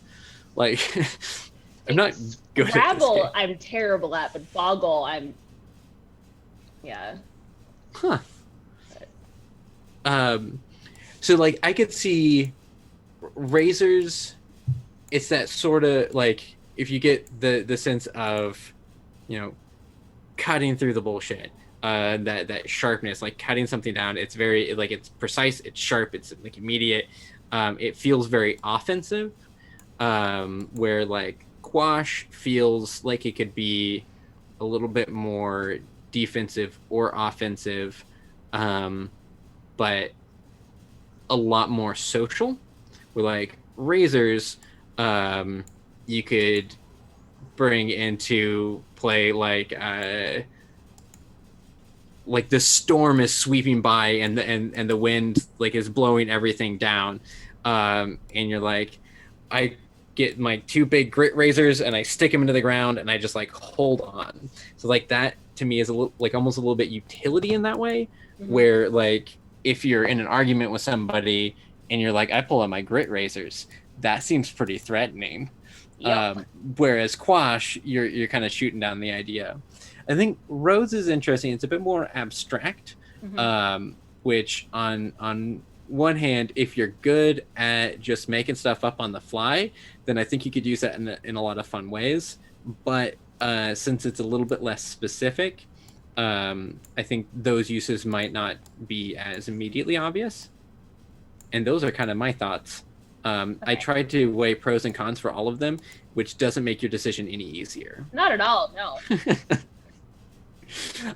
Meanwhile, Gillian, you said you have your spell picked out?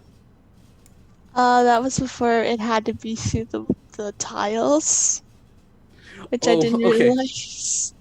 Literally, I had a funny one for my first one too, but I did find the 2 others that I could replace with it. Okay. So you rolled the letters and you came up with a new spell? Okay. What did you get this time?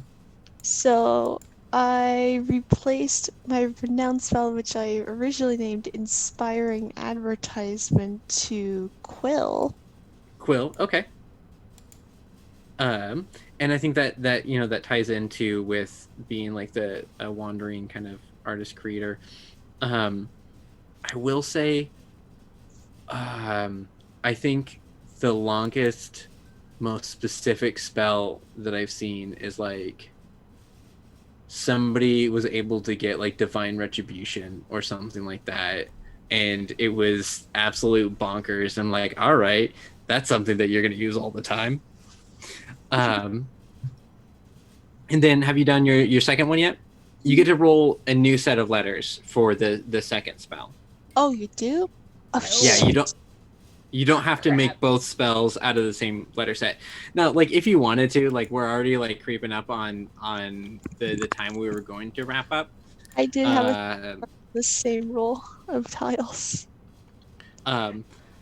If y'all want to do that, just because it would be easier tonight, we can. But if you would like to do a reroll,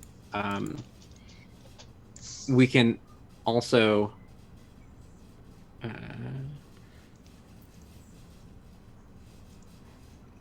Are we Zod. rolling the same impulse, or Only we if rolling you a want.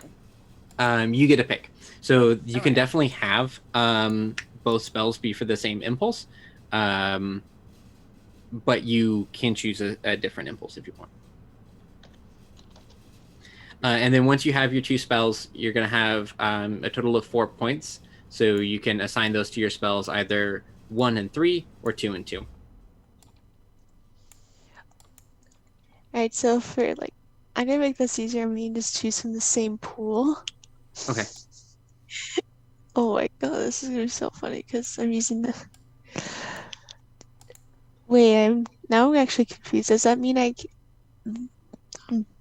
no, I'm too tired to think about that right now.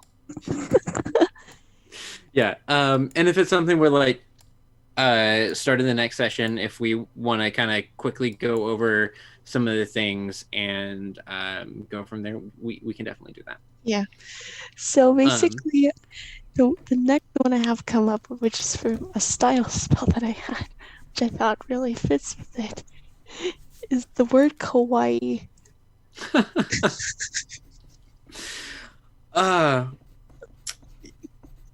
Yeah.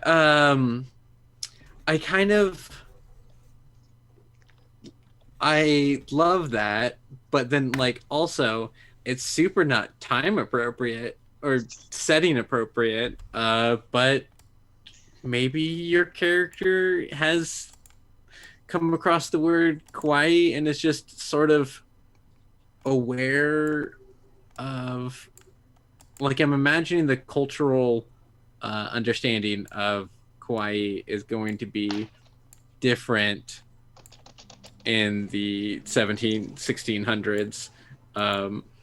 But you know, but I mean, live your dream.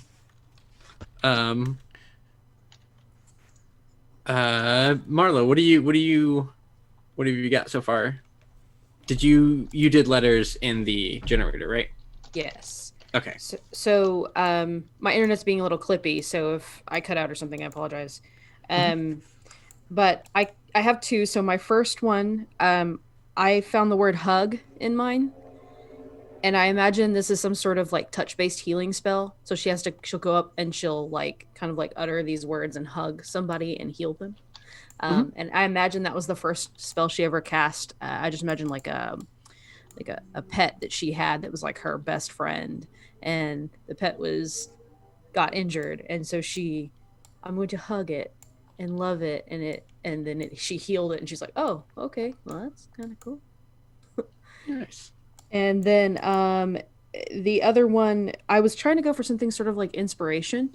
I used the word tome, and I think it's something sort of like I was gonna use it like inspiration, but I think it's better if it's like sort of like an effect on a mood or something like that. Like if somebody's being, unkind, you can kind of just say, maybe, and then, so my idea was you read out of a book. So she has a book of poetry or something. And so she'd read out if someone's being unkind or something, she'd read out of this book, and it's this tome, and just read a line of poetry to them, and then they'd calm down or what was happier. The impulse for it? So that one, I was gonna use trust, but I think there might be a better one. Yeah, I would just do that if it has the same value, because it would have come from the letters rolled by that number of dice. But yeah, no, I like that. And if you wanted to just like get a prop for that, like if you have like a book of poetry that you want to just have and then just open up to a random page, I think that could be fun too. Yeah, I like that. Jim, I see you're clicking around. Are you going to exhume somebody's soul? That's a thought, right? It really wasn't. You see, the funny thing is, I'd had an idea that like the first spell that Endure cast, that thing where they were messing around, was something based on their name. sort of the idea of enduring something or healing or something like that. But with the letters that we have, I've noticed that I have Exhume and Soul available, and I feel as though that's really an opportunity that we can't pass up. For the record, I can make died out of my second one, or die. So All right. just throwing that out there as a potential. So one of the things I'm not saying I'm doing necromancy, but sorry. I love Exhume Soul. And if you want to do something like you use it to kind of get somebody to bear their true self, their true intentions, and like the soul of what they're doing and who they are in that moment too. And you're digging it, you're exhuming it, you're pulling it forward and like ripping it out of the trappings to like expose them for who they are. Like that's dope. Like that's interesting. That is an interesting take on it. The impulse I was using for it was grit. And so I was thinking that so that something like that might work. Something like that might work. If it's like I can if it's something where I sense that they're not being genuine. Yeah. And like as grit, you're just kind of like it's getting to the raw essence of the thing. Yeah. So Sarah, you mentioned die. Yeah, I'm not going to use that. I just was playing off of what Jim had. My second one, I used Renown as my impulse, and I'm going to use Bait, B-A-I-T. Okay. Oh, cool. That kind of feels like a good power play, especially from your kind of backstory there as sermons. You're not the child of a sermon. It's not even that late for me. But to that point, I do want to touch on when spells are used in the moment. If you're creating a new spell, if you can justify how that accomplishes the thing that you wanted to accomplish, you do it. If it is mechanically opposed by somebody, so for example, if you wanted to cast die on somebody because you're like, I just want you to die, they still get the chance to resist. And so while the spell and cast whatever you want allows for like imagination and effect, it does limit the things where you can't just spell the word win and you're like, I win. And so if you spell die and you cast it against somebody and you get like 3 points of spirit damage from them, but they, still have spirit left, they don't die, but maybe you like turn their hair gray, and like a layer of their skin just like dries and gets flaky. So you still have the effect, or you just create a big D6 and that die. But 20 on their head. Yeah. So like I think one of the examples that I've used in the past is like nuke. Like if you spell the word nuke and you use it as an offensive spell against somebody, but it only does like 1 point of spirit damage, you just made the tiniest, cutest little bomb. And it flew and there's a boop, and it hurt them. And it was effective at what you wanted to do, but it's still tempered by the numbers. There's still that foundation in the background.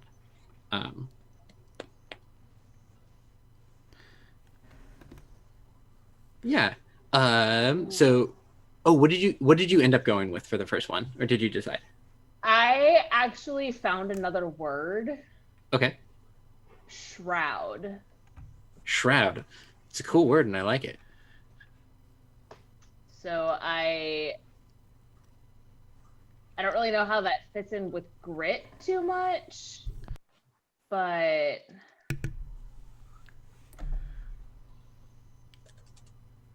because I would have to use grit when casting it, right? So when it is associated with like the tone of grit, but like is grit is something where Jim, I was gonna type, but I can't multitask. If you want to do a second roll, I can pull up letters. Gotcha. For if you want to move them around again. Sure. Or you can just use the website. I'm using column. Whichever you'd prefer. I'm going to go ahead and roll. I'm using column for this one. So Okay. I've given myself a column of 4. So Nice. I'm going to roll 3 dice. Okay. And that's going to be many letters. It's going to be Okay. 20 letters. So grit is sort of defined by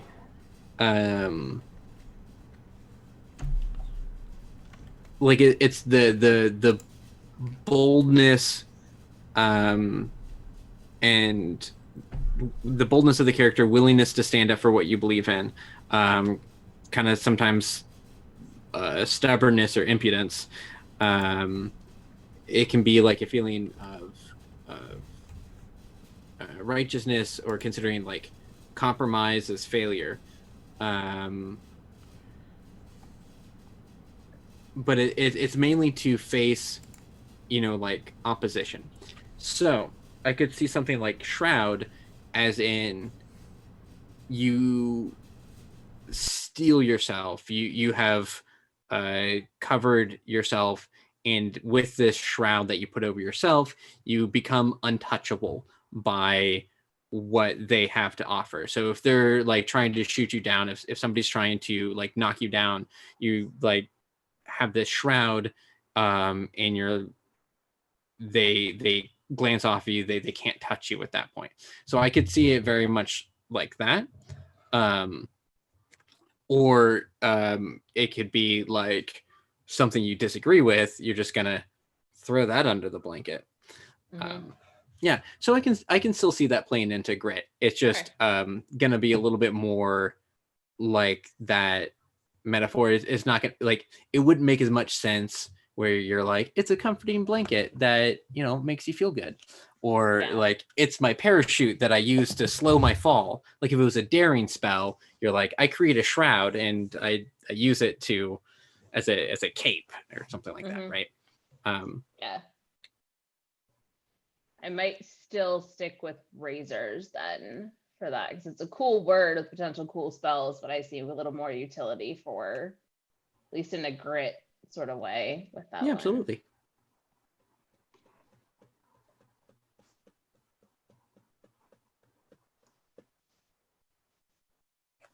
Why did I create all new spells? Jimmy, you all right if I redo if I reshuffle the Exhume Soul? Have you typed what you needed to?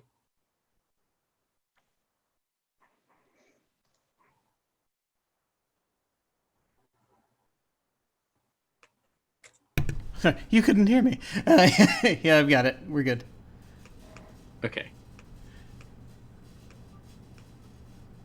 Oops.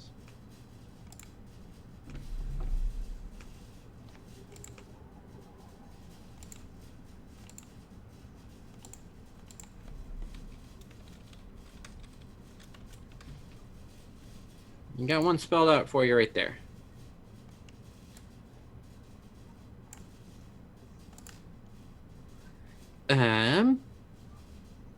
Yeah. So now that I think, so Sarah, you have the 2, you have razors and bait. Gillian, you had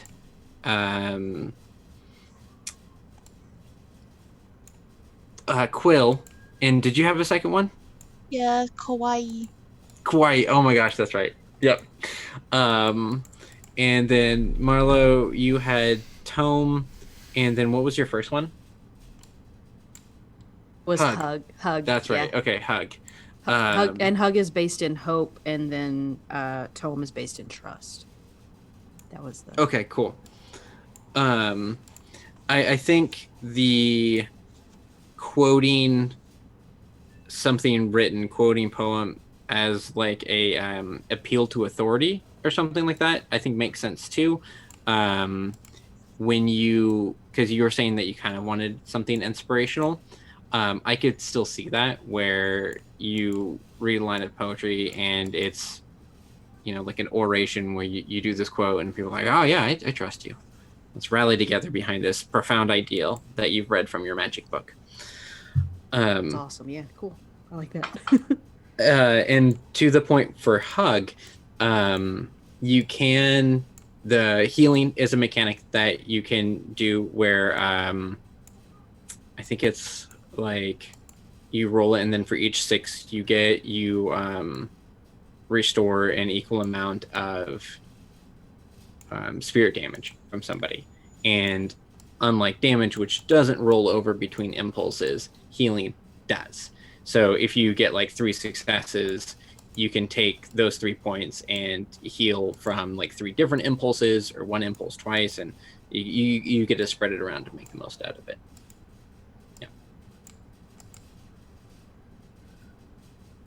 Yeah. Yeah, so work. Nice. I guess this while Jim's working on his last one. Could There you are free up 4 those Ys 6? in that collection. Caroline, could you free up those 6 tiles in the upper left? I can't seem to get at them. Oh, sorry. Yeah. Which is kind of funny because in an actual set of spell letters, there are only, I think there are 3 total Y tokens. So that's one of the fallbacks of using digital. So much Y. It's like Why? when it started out with just now it's Y.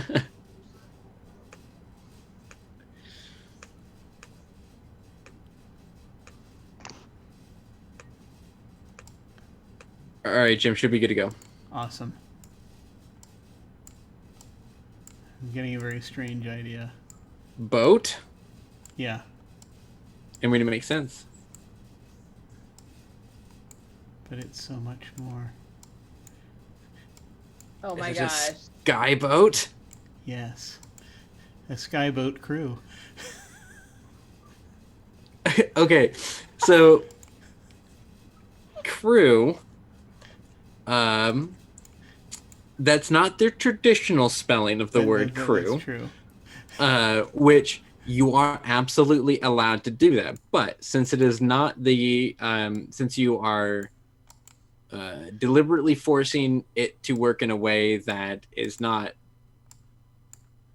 you are forcing it to make it work. There are unintended consequences with that. So when you use it, you might ripple out and affect reality in ways that you didn't necessarily want reality to be affected. It's usually something that you'll see in the spells that you create on the spot, just because, you know, sometimes you just need to get the thing done. Yeah. As a permanent my spell, go-to probably shouldn't do that then. it would certainly be a risk.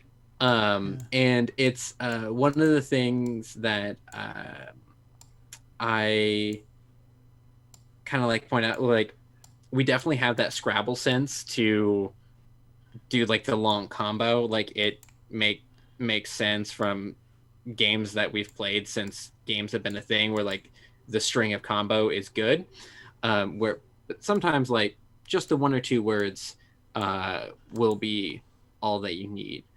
Like, for example, if Marlo was able to spell big hug, like you could do big hug, and that could be, you're like, it's such as like a powerful big hug. But what if in this situation you need to do a small hug? Sometimes the adjectives can increase it and make it more powerful in a specialized way, but it can also make it more limited.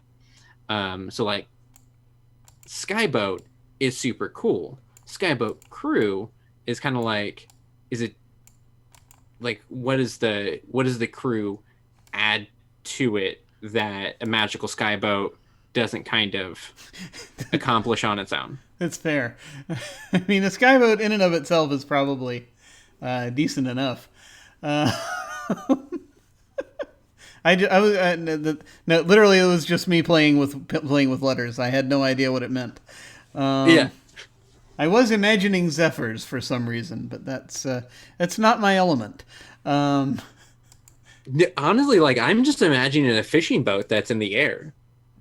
Like it's magic. It doesn't need steampunk contraptions to stay This is afloat. true. Yeah.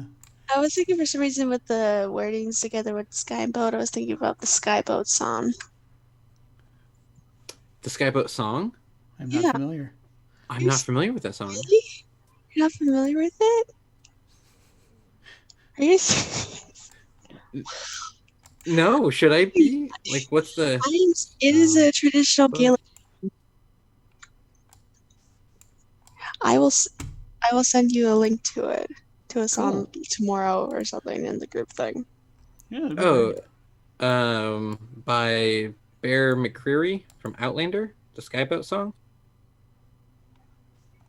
That's what Google says. Okay.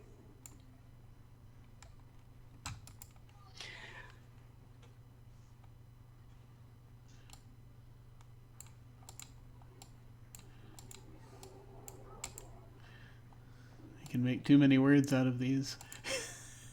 That's honestly the that's what you run into, especially with the starting ones. I don't know. I'm falling in love with Skyboat. I mean, me too. Honestly, I don't want to rush you into anything, but like. But I mean, there's this whole Skyboat here. Yeah, and that feels like something where I don't like if this were a quest based one. If this was like an adventure, like go point A to point B, I would be like, don't even think twice, do Skyboat, because that's like that utility spell that like, oh, this is how we get around. But yeah, I still think there's a lot of utility there. Well, I mean, I'm even thinking about like just the idea of being able to, even if it's not transportation, right? Just the idea of being able to move things around, or the idea that, and I'm starting to think about like rain clouds, right? To tie it back into water. Right, and the like idea that you can pull different things or impulses that are carried with the rain. Mm-hmm. Something like that.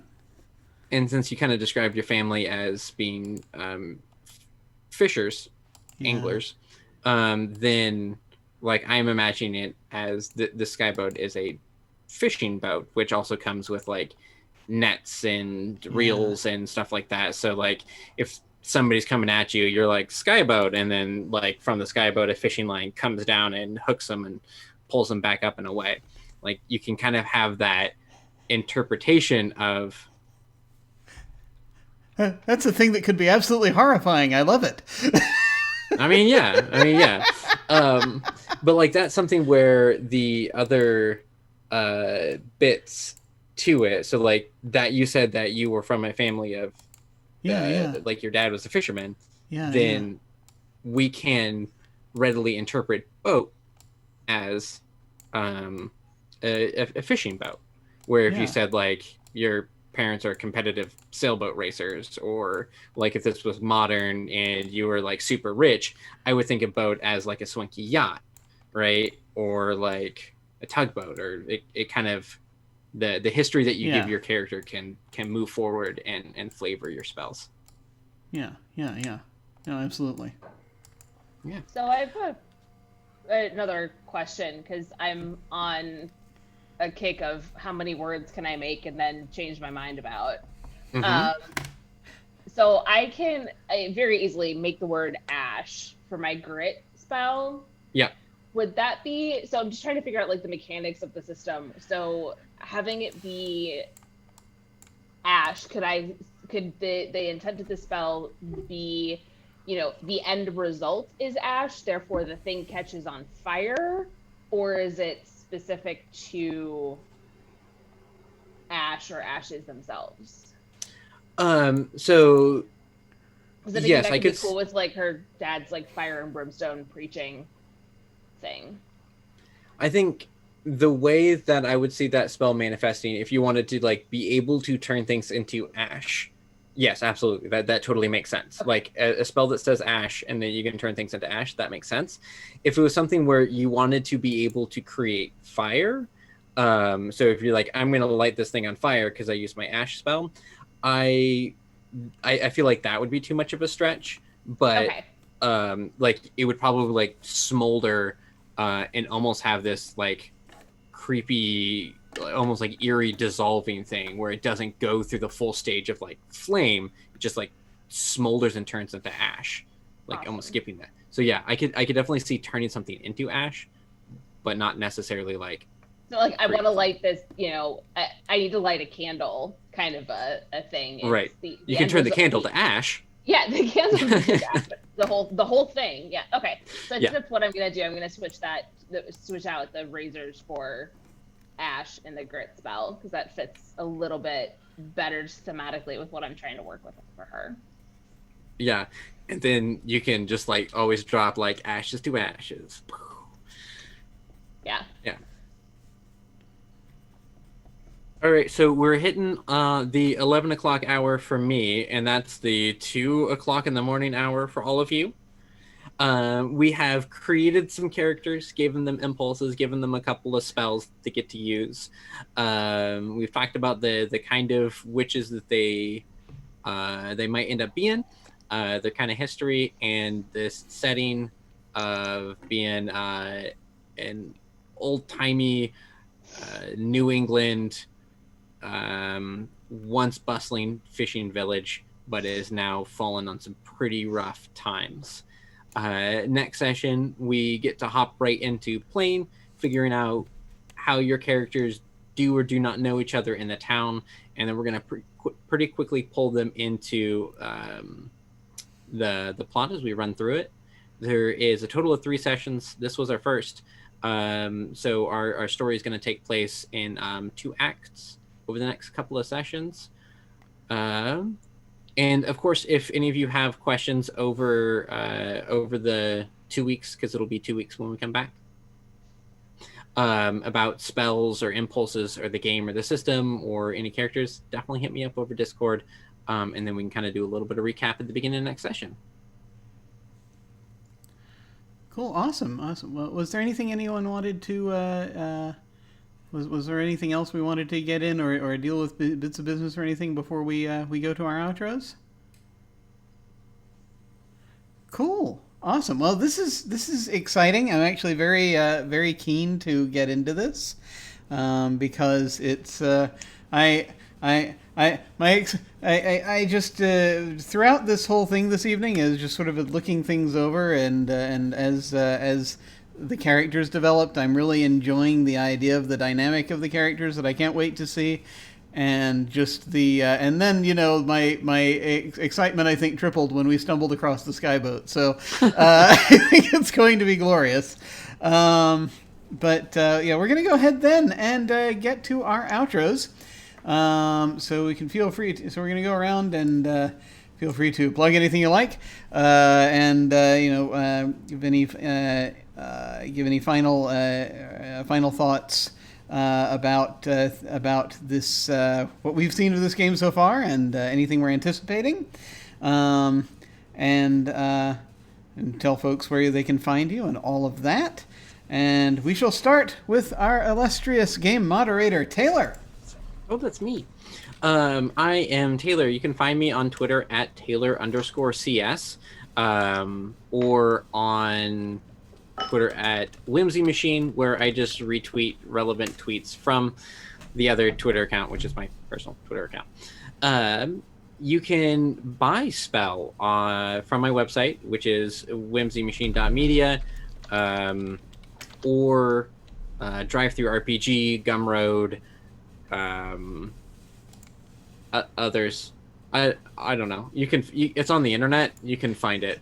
I had the great idea to name an RPG Spell. That SEO was on lock. Let me tell you, no other search results when you search Spell RPG. But yeah, it's there for you.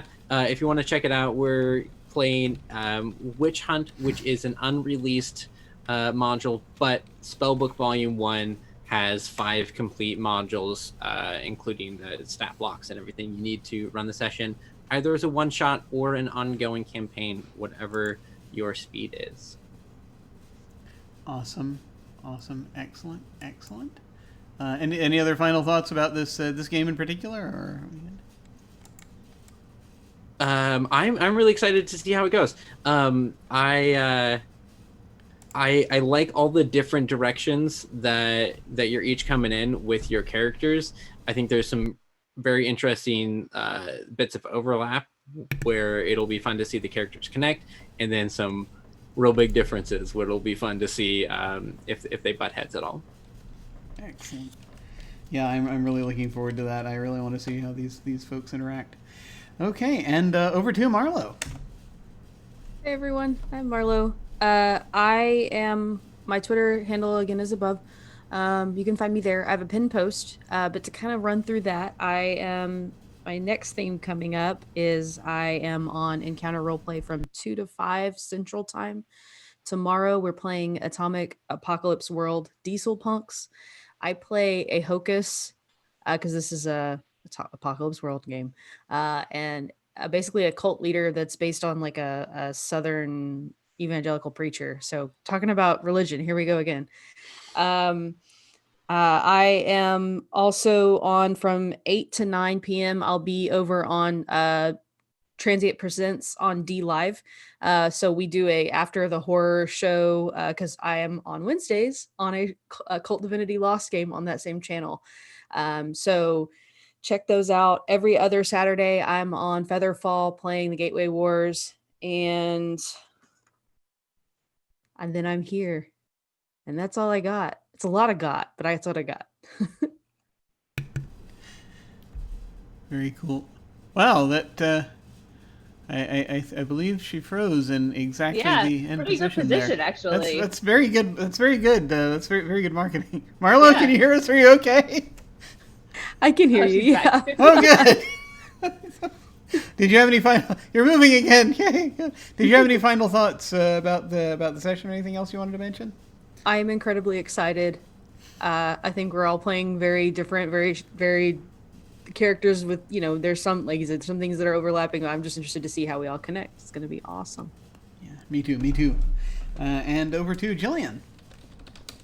Everybody, my name is Gillian, also known as G for Gaming X on Twitter, so you can follow me on that, which is kind of above, and also G for Gaming on Twitch, which I am a variety streamer here on Twitch. I am currently taking a temporary hiatus for my mental health, but on the 8th, I will be coming out of that for one stream for my 2-year affiliate anniversary for a 6-hour subathon for that. So if you're able to, at 1 p.m. EST, come check it out. It'll be pretty exciting. And then this Saturday, I have my bi-weekly Pathfinder 2 second edition game on twitch.tv/CapperTheGamer, where possibly I'll be back in my Monkey Monk form and doing the punch on some stuff. And today I just had earlier today, actually, well, it's yesterday now because time zones, whatever. I had my first session of, once again on the same channel, for a sequel to Curse of Strahd, which is going to be really exciting. I think we're going to be doing bi-weekly, but I don't know yet. But that's all I got from me. Awesome. Any final thoughts on the session? Oh, it's really cool. I can't wait to see how this goes. Me too. Also, I see that I didn't update your your command there from the last time. I just did it. There it is. Okay. There are the updated links. Awesome. Yes. Very much looking forward to this. And finally, over to Sara. Hi, everybody. I am Sara. I am Sara of Swords on Twitter. And from here, doing this. And also Saturdays at 8 p.m. Eastern over on channel Make Believe. It's make_believe_. I am running the Waverly Summer 98 Double Gumshoe campaign of the supernatural teen detectives, teen angst, teen romance now, And they may or may not be heading into the Fey realm. I'm not really sure what my players do on a regular basis. So could have a side adventure into that this week. We could also go to the movies. So check that out if you want some 90s nostalgia and summer teenage chaos. That sounds awesome. And I'm super excited for this. Can't wait to try. I mean, I don't have to do math after 11 o'clock at night, but I have to spell words after 11 o'clock at night. So that's going to be super fun. That's fair. That's fair. All right. Well, as for me, once again, I'm Jim Ryan. Hi. You can find me at OtherDoc on both Twitch and Twitter. My website is jim.com, where you can find my Geek Observation podcast and links to my various other podcasts, audio dramas, writings, and such. I have links down below to my website, Twitter, YouTube channel, some of my fiction and games I've been working on, along with links to game signups and applications to join our Discord. Right now, the schedule is still relatively light for me, but I'm feeling better, and so things are going to perhaps start happening more soon. We shall see. We shall see. Still gotta run up to it. Still gonna be a little more time figuring stuff out, but it's looking good. So we are hopeful. But what have I got going on? So Sunday nights here on this channel, we still have our game of Dark Matter being run by Alyssa. And then on Monday nights, I am over on Salty Sweet Games playing in their fantasy game, fantasy sci-fi game, Strange Invasion, where main difference between those two things, those two games, is Dark Matter is fantasy stuff that has happened in space. It's more of a sci-fi thing, whereas Strange Invasion is more of a fantasy world that was invaded by a sci-fi thing. So there we are. That's those in a nutshell. And then of course we have this again in 2 weeks, because this will be an every other week thingy. Very excited to get into this and see what happens. But let's see. Right now, still no signups as of yet. Relatively soon, I've got to finish getting to a point that there's a thing I got to finish reading, and then sort of, like I say, still testing the waters, but it's looking hopeful that we'll have more signups for things soon. I just got to figure out how I want to organize everything. That's going to be what it comes down to, and how I want to kind of make things work, because I'm getting to that point that I'm just in recovery, that I'm just to the point where it's like, should I start doing more things? I don't know. I have to try it out every little bit, so we'll see. But so signups will happen. So when we hit the end card, let me see. I think Lindy is streaming still right now. Let me make sure that that is in fact the case, and it is not a phantom of the recent past. She is. I'm going to go ahead and we're going to go ahead and say hi to her. Feel free to hang on if you are so inclined and say hi to her with us. That will be, again, when we hit the end card. It is 2:10 a.m. So for those of you wanting that final time check when we're signing off here. In the meantime, folks, please take care, and we'll see you next time. Farewell.